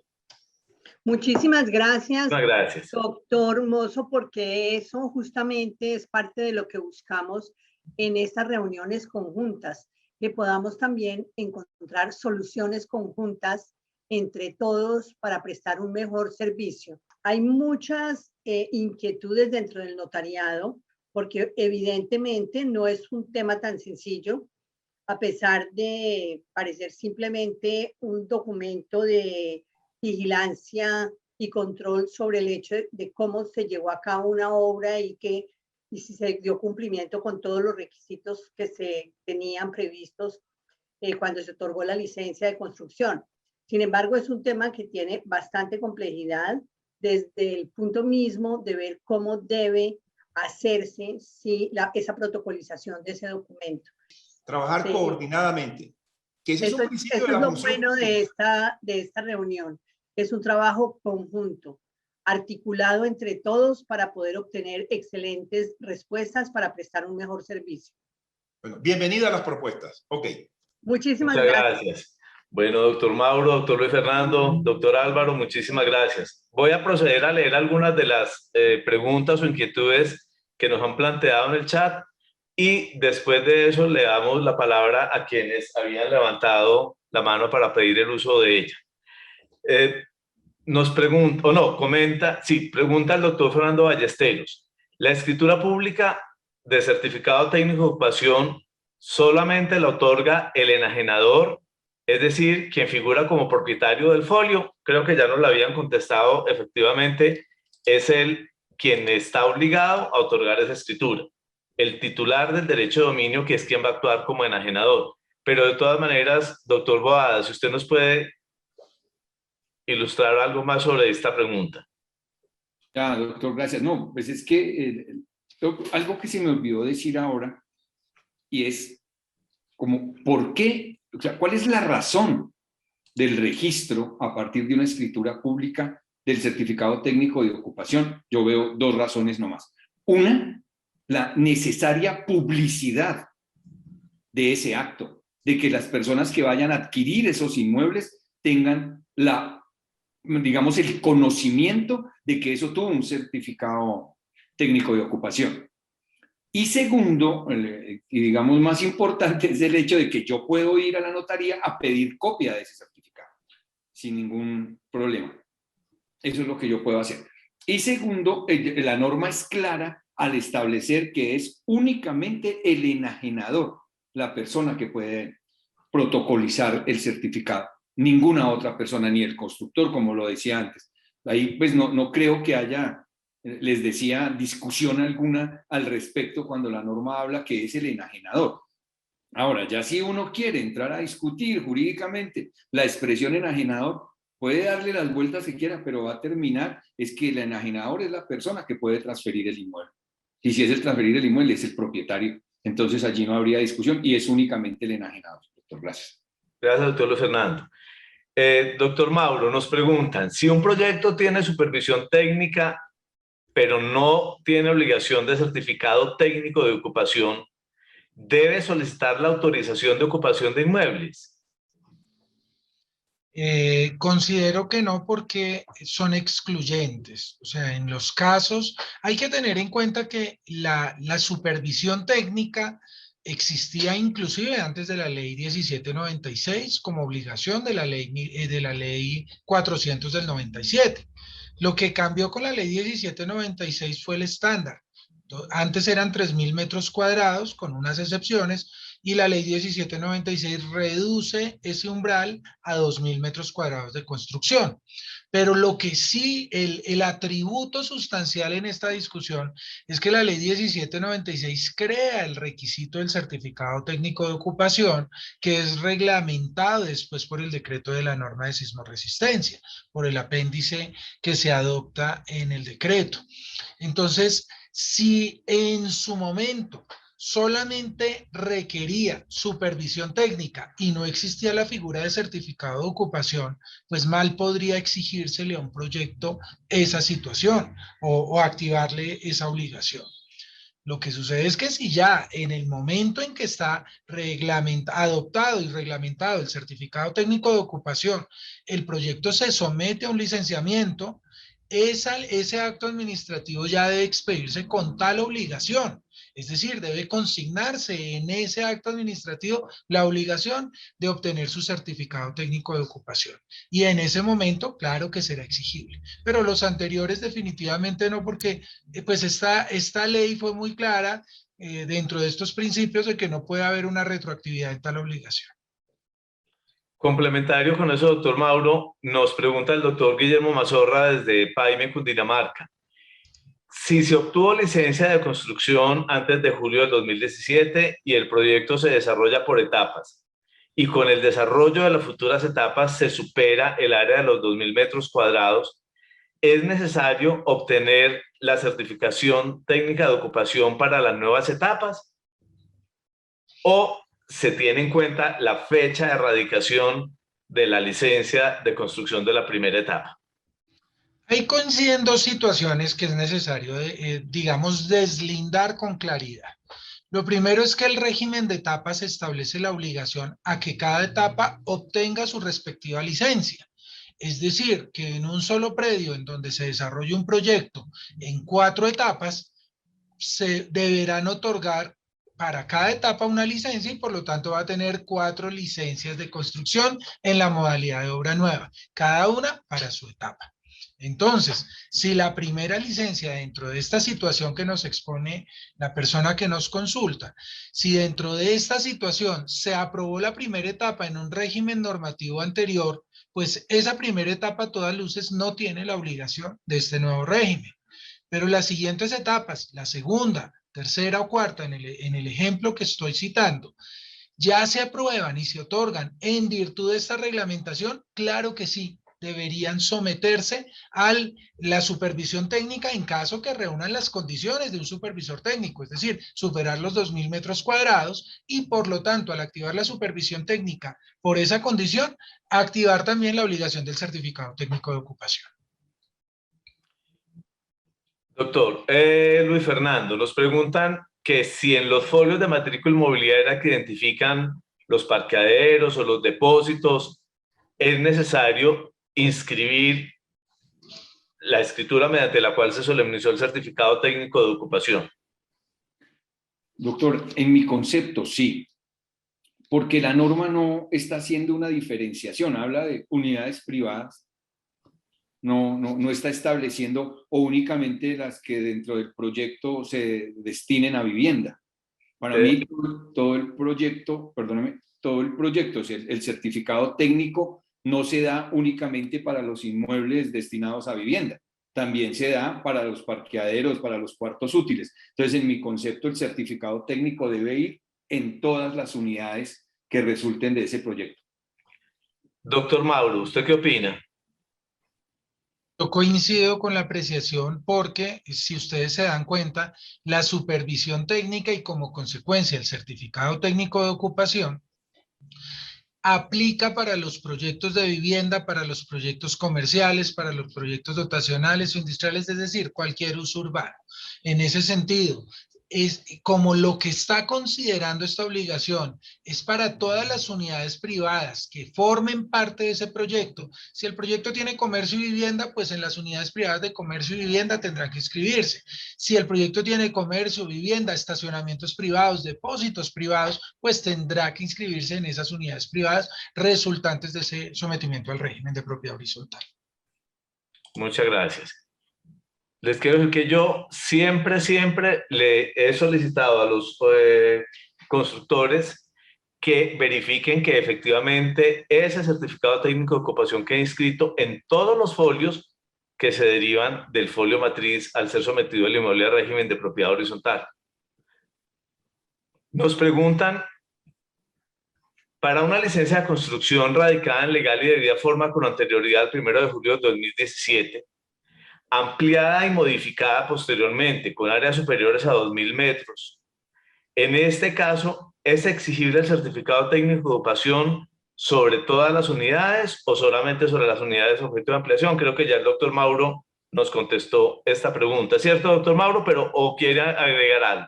Agregar una precisión, y es que digamos que esto es por una técnica que manejamos los curadores, y es que esas ampliaciones o modificaciones muchas veces se dan en vigencia del acto administrativo inicial, es decir, ya no los consideramos como una nueva licencia, sino como una modificación al acto administrativo de la licencia de construcción obra nueva. Se llaman modificaciones de licencias vigentes.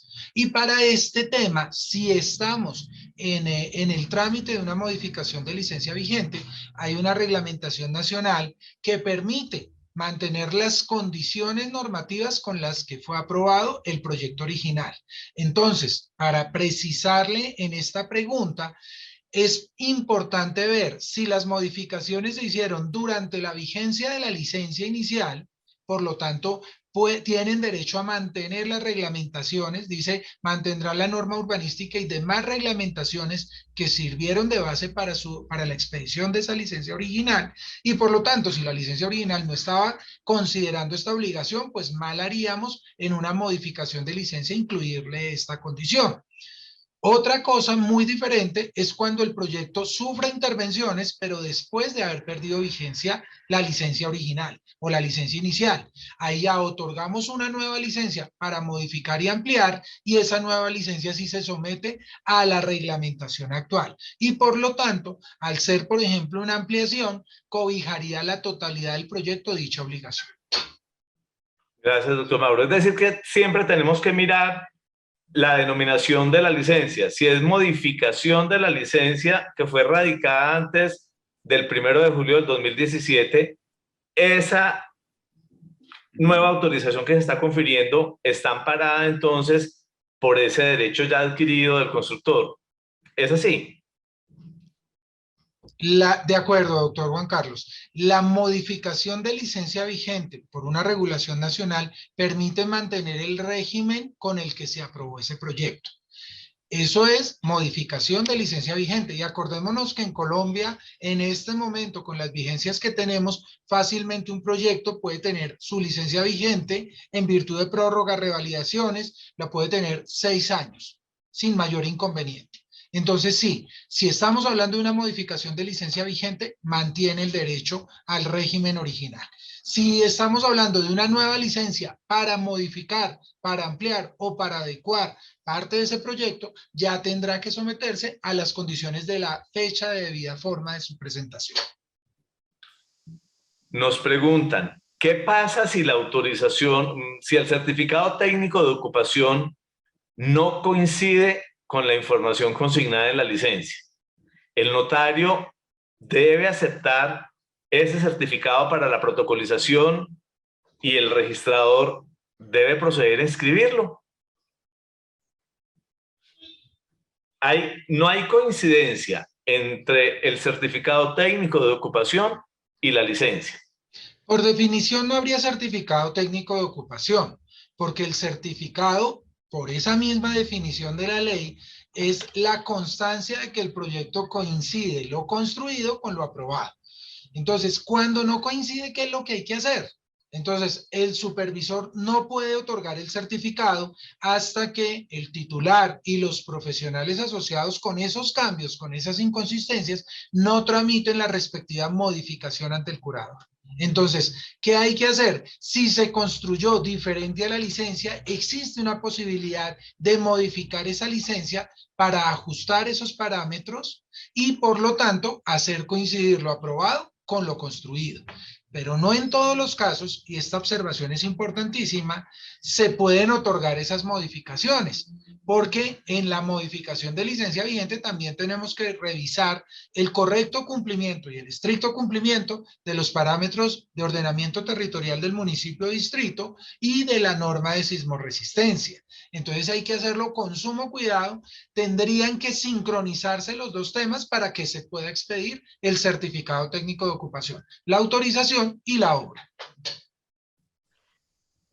Nos dicen, como el certificado técnico de ocupación debe presentarse y solemnizarse antes de las ventas, si ya se registró el reglamento de propiedad horizontal, al momento de calificar en registro una venta, habrá lugar a verificar las características técnicas de la construcción inicial para saber si la obra es de las que requiere supervisión técnica independiente. Se debe exigir entonces que se protocolice el certificado técnico de ocupación al momento de inscribir la propiedad horizontal. A ver, doctor, yo pensaría que no es una exigencia porque la norma está diciendo que se debe registrar el certificado técnico de ocupación en el folio o folios sobre los que se hace el proyecto. Y además se debe registrar en las unidades privadas que identifican o que resultaron de ese proyecto. En consecuencia, yo puedo constituir el reglamento de propiedad horizontal. Pienso, y ahí es donde planteo la problemática nuestra.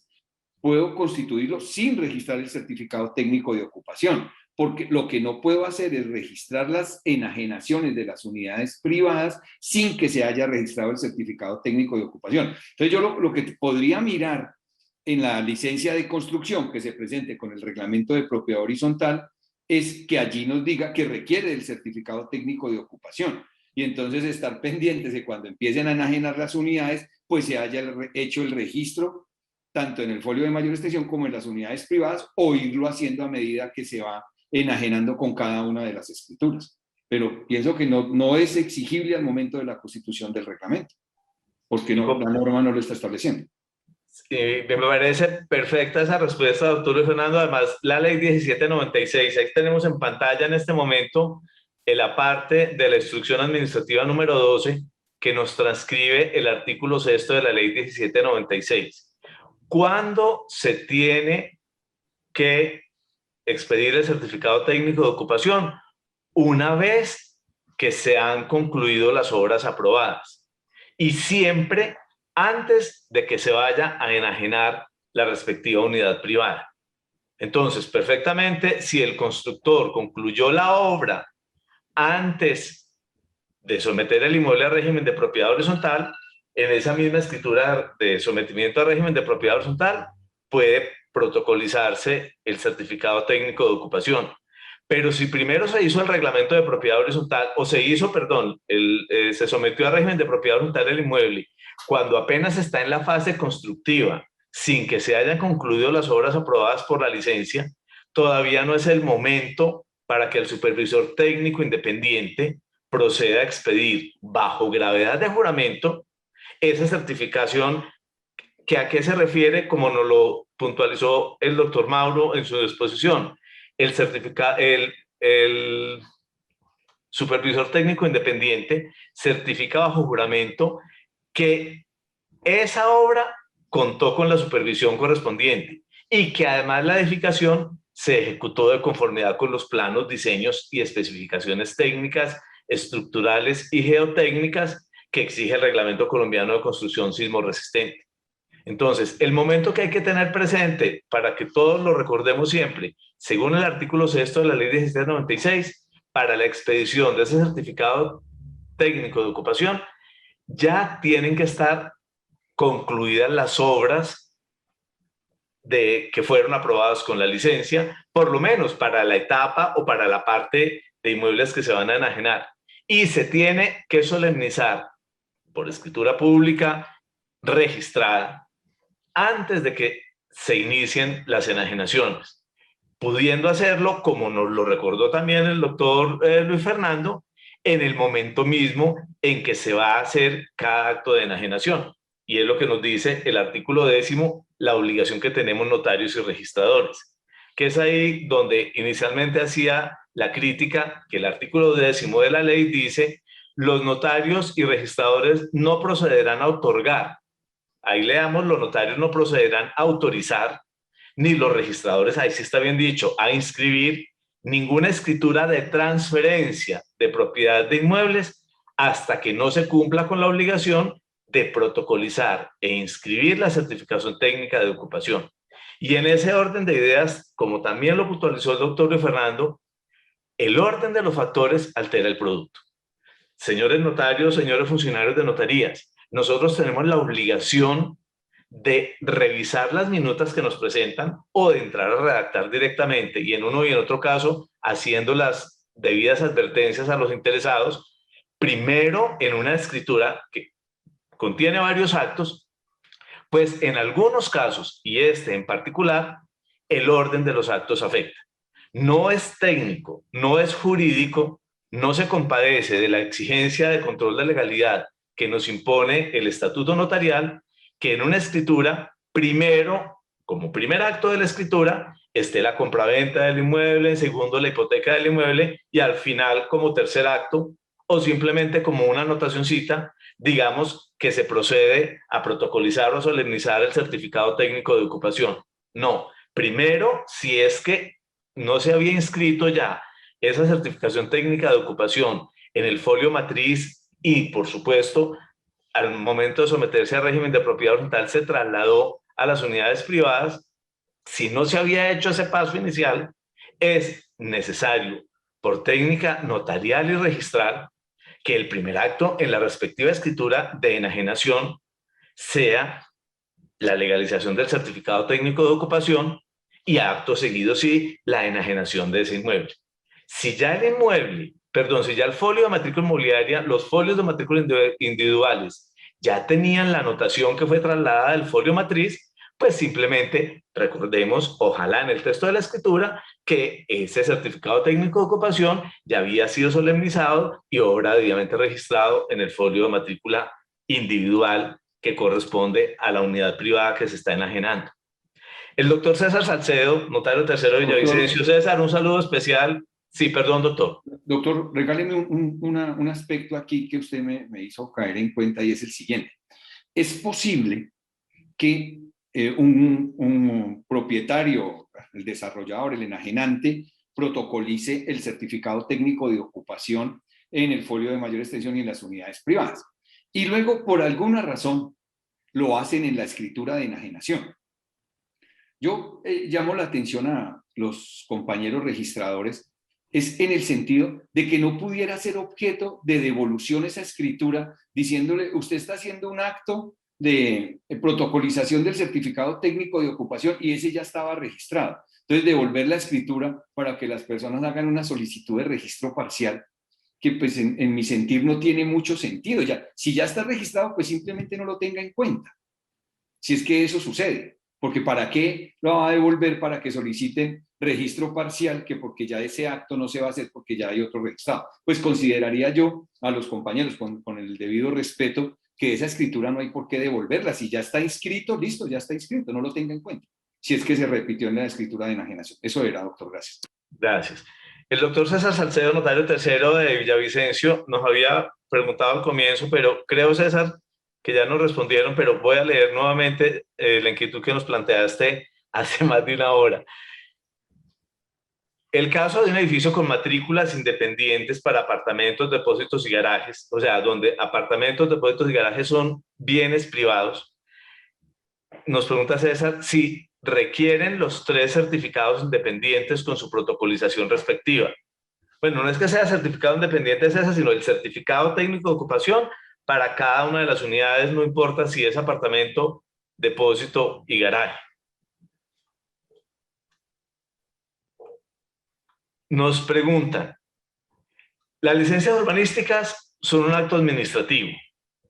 Como tal, se debe indicar en ellas todos los derechos y obligaciones del titular de la licencia, incluida, por supuesto, la obligatoriedad del certificado técnico de ocupación. De igual manera, el permiso de ocupación de inmueble para proyectos de menos de 2.000 metros cuadrados. El anterior comentario nos dicen que fue realizado por el doctor Carlos Fernando Agudelo Rego, curador segundo de Palmira, nos lo recuerdan en la exposición del doctor Mauro. Doctor Mauro, frente a la necesidad o a la propuesta que hizo el doctor Luis Fernando inicialmente de que ojalá en todas las licencias urbanísticas se incluyera el área total de construcción aprobada para el respectivo proyecto y que se incluyera además recordarle al desarrollador, al constructor, la obligación que tiene de perfeccionar luego, de solemnizar luego el certificado técnico de ocupación. Ustedes a través del Colegio Nacional de Curadores pueden ayudarnos con esto.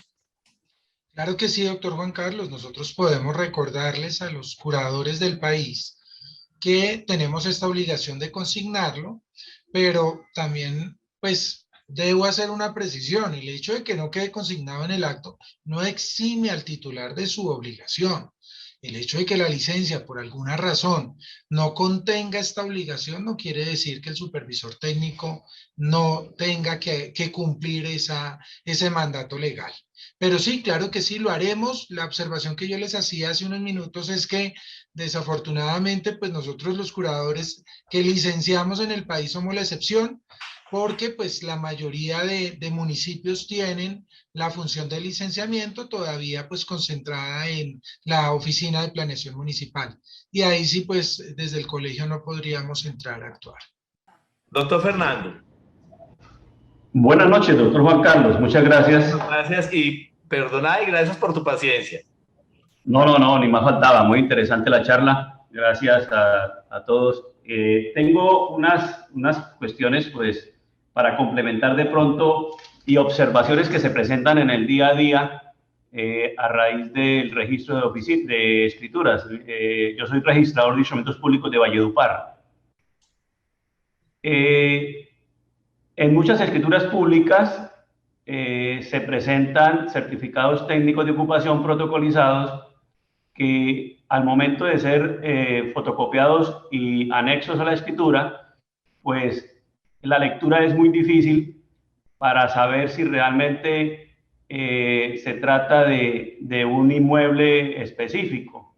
Eso quería hacer la observación frente a eso y sería bueno que de parte de los notarios se sacara como un instructivo, así como hoy en día se hacen las escrituras frente a la ley de lo que llamamos ley de financiamiento, que la copia textualmente.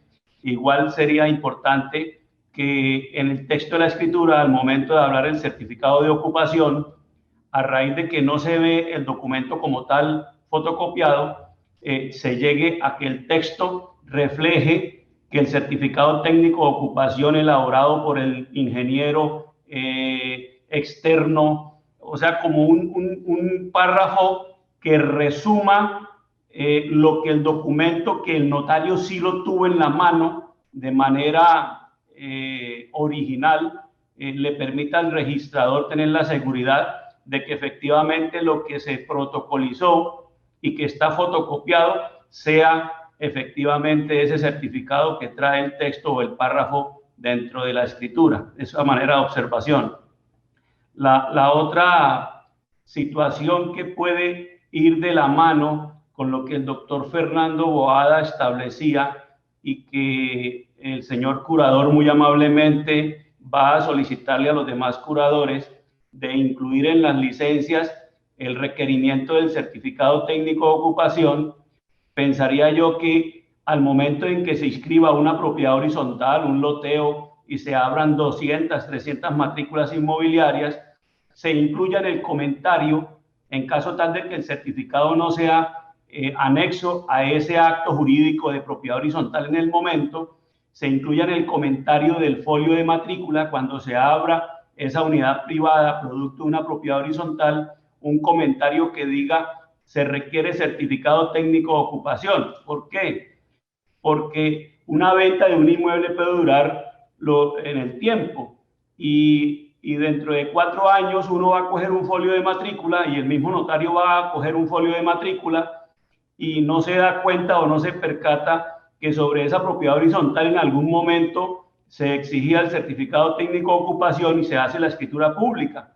Pero si el folio de matrícula le advierte desde el mismo momento en que se registra la propiedad horizontal como comentario en el folio, se requiere certificado técnico de ocupación, advierte al notario, así hayan pasado 10 años frente a la enajenación del inmueble, que necesariamente se requiere primero inscribir ese certificado técnico de ocupación en el folio de matrícula. Entonces, iría de la mano que los curadores adviertan al notario y al registrador del requerimiento del certificado y aparte de eso que el registrador al momento de abrir el folio coloque eso como comentario hasta tanto no se tenga el certificado técnico no se puede enajenar.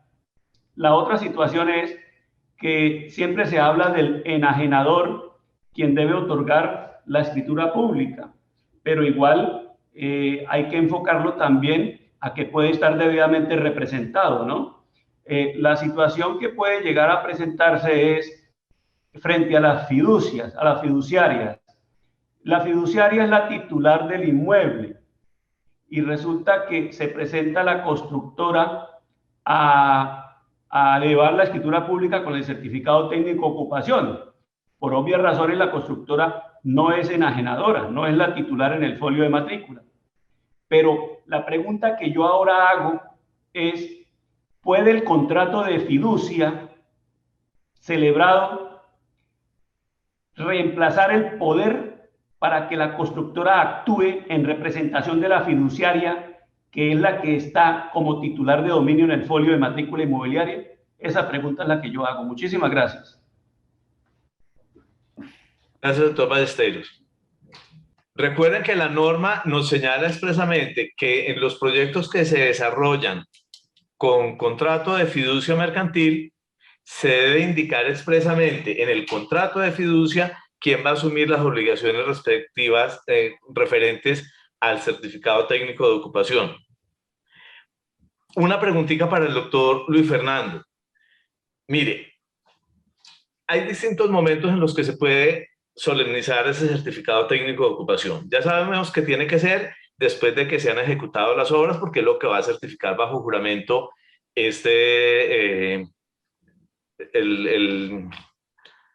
¿cómo se dice? Se me escapó el supervisor. El supervisor técnico, excúsenme por favor el lapsus.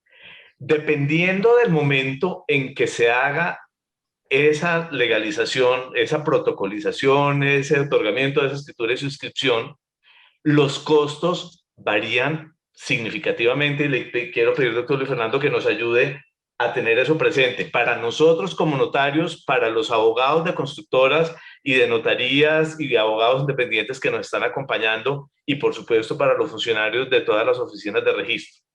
Si el certificado técnico de ocupación se solemniza por escritura pública y se registra antes de someter el inmueble a régimen de propiedad horizontal. Y ese antes es porque se hizo en una escritura previa o porque se hizo en la misma escritura, pero como primer acto, tal como usted nos ayudó a precisarlo en su exposición, doctor Luis Fernando. Entiendo que en ese caso, ese certificado técnico de ocupación, la inscripción del certificado técnico de ocupación con su código registral 960, si mal no estoy, es un acto sin cuantía y se inscribe, por supuesto, en ese único folio que está afectando en el momento. En el segundo acto de esa misma escritura pública o en escritura pública posterior de manera independiente, se somete el inmueble a régimen de propiedad horizontal.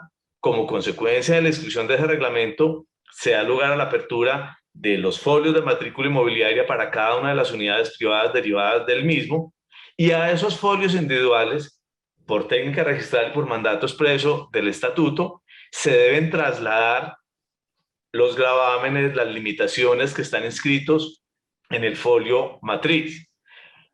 Teniendo en cuenta que la certificación técnica de ocupación que se inscribió no es un gravamen ni es una limitación, pero sin dejar de desconocer que afecta necesariamente la futura enajenación de las unidades privadas, yo considero, y así es como normalmente procuro hacerlo en la notaría, que ese acto de declaración o de solemnización de la certificación técnica de ocupación con el nombre que le queramos dar, y le agradezco, doctor Luis Fernando, la precisión que nos hace. Hombre, si una ley come otra ley y estamos frente a una ley posterior, la ley 1796 del año 2017, que es posterior a la 1579 del 2012, el legislador, en su autonomía, en su soberanía, decidió llamar ese acto protocolización.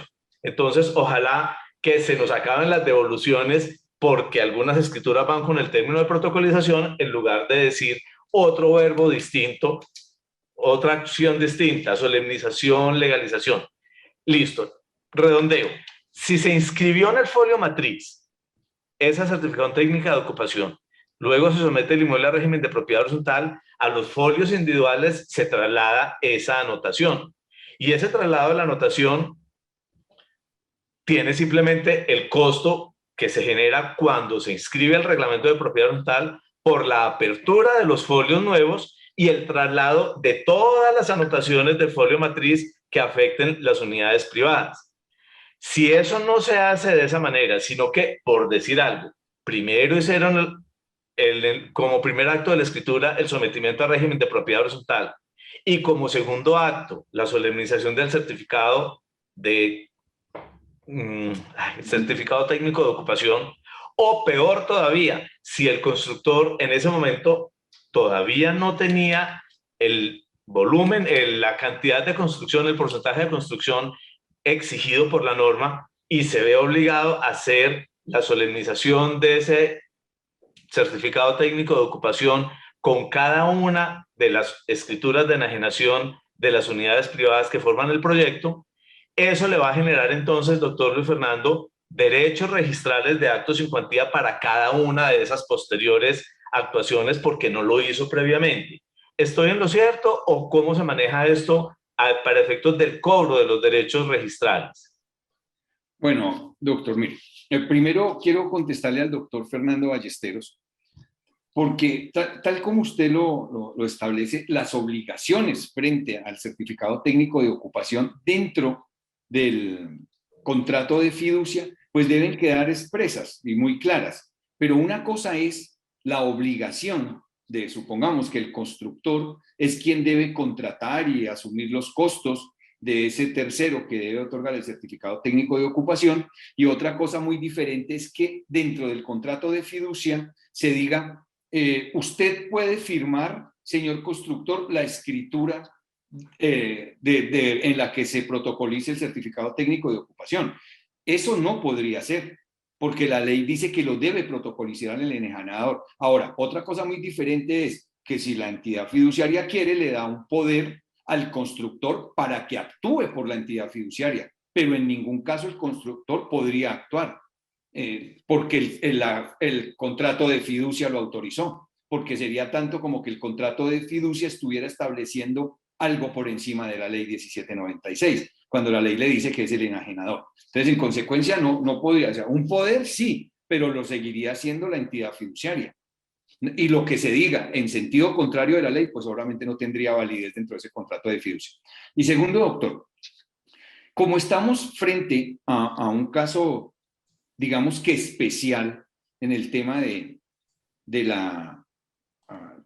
certificado técnico de ocupación, en la medida en que el mismo debe aparecer en cada uno de los folios objetos de enajenación, bien sea que se inscriba antes de las ventas o concomitantemente con cada una de las ventas, en el evento que usted plantea de la constitución en el folio de mayor extensión y la posterior inscripción supongamos, el reglamento de propiedad horizontal, en mi concepto, esa anotación se debe pasar a todos los folios que nacen, pero se debe cobrar por inscripción adicional en cada uno de los folios por inscribir esa anotación. Porque al contrario, o como dicen ustedes los abogados, contrario sensu, si lo que se hiciera es inscribir el acto con cada una de las escrituras de enajenación, pues vamos a cobrar un acto y allí sí sin cuantía por cada una de las inscripción o protocolización o inscripción de la protocolización del certificado técnico de ocupación. Cobraríamos por un acto sin cuantía, mientras que aquí considero que al pasar a todos los folios sería una inscripción adicional. Por favor, nos precisa ese término para los que no son funcionarios de notarías ni de oficinas de registro. ¿Cuál término, doctor? O sea, la diferencia que hay entre el acto sin cuantía, entre los derechos registrales de la inscripción de un acto sin cuantía y los derechos que se causan por el traslado de la información del folio matriz a los folios individualizados. Ah, ok. ¿Ves? Gracias. O sea, no, cuando hay inscripciones que son actos sin cuantía y deban registrarse en otros folios, a eso se le denomina inscripción adicional. Y eso tiene un costo en la resolución de tarifas. ¿Recuerda cuál es ese costo? 11.000 y algo, ¿cierto? Ah, sí, en este momento creo que son 11.000 pesos. Listo, perfecto. Okay. Sí. Y cuando yo registro un acto sin cuantía propiamente dicho en cada uno de los folios, pues entonces ya voy a pagar como 21.000 pesos, creo, o algo así, que es el acto sin cuantía. Más los derechos, perdón, más el impuesto de registro por cada acto sin cuantía. Entonces miren que sí es muy, muy significativa la diferencia. Supongamos un proyecto que se somete al régimen de propiedad horizontal, un proyecto de 500 unidades privadas. Si en la primera parte de la escritura de sometimiento al régimen de propiedad horizontal, el constructor y el notario que está acompañando a ese constructor incluye en primer lugar la certificación técnica de ocupación como acto independiente, es un acto sin cuantía que genera derechos notariales de 60 y algo mil de pesos en notaría, de 20.000 pesos en registro y 120 y algo ante la gobernación por el impuesto de registro. Y pare de contar, y además de eso, sí, lo que ya nos explica el doctor Luis Fernando, el traslado de esa información. Doctor, ¿cuál es el término técnico? No traslado, sino ¿cómo?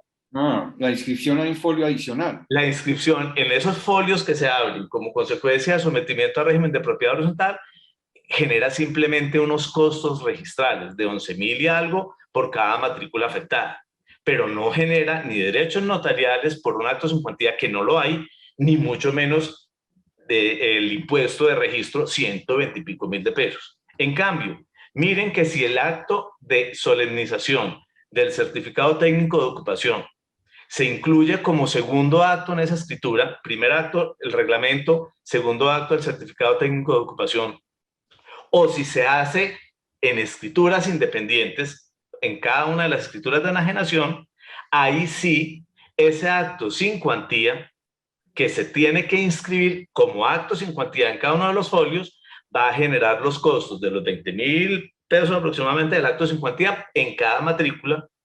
Entonces miren que la diferencia es fundamental, pues es grandísima, más los 120 y pico mil pesos del impuesto de registro. Multipliquen esos 120 y algo con los 20, 140.000 pesos para redondear, multiplíquenlo en el ejemplo planteado por 500 unidades es el valor de uno o dos de los apartamentos de ese proyecto. El orden de los factores altera el producto. Doctora Adriana, como siempre, muchas gracias por prestarnos la sala de Innovoc para encontrarnos con todos los amigos cada miércoles. No, un placer tener a todos los notarios acá con nosotros, a los registradores, a los curadores. Nuevamente, un agradecimiento muy especial al doctor Mauro Vaquero, al doctor Luis Fernando Boada, a todos, al doctor Álvaro Mozo, por haber estado con nosotros el día de hoy y por esta charla tan excelente.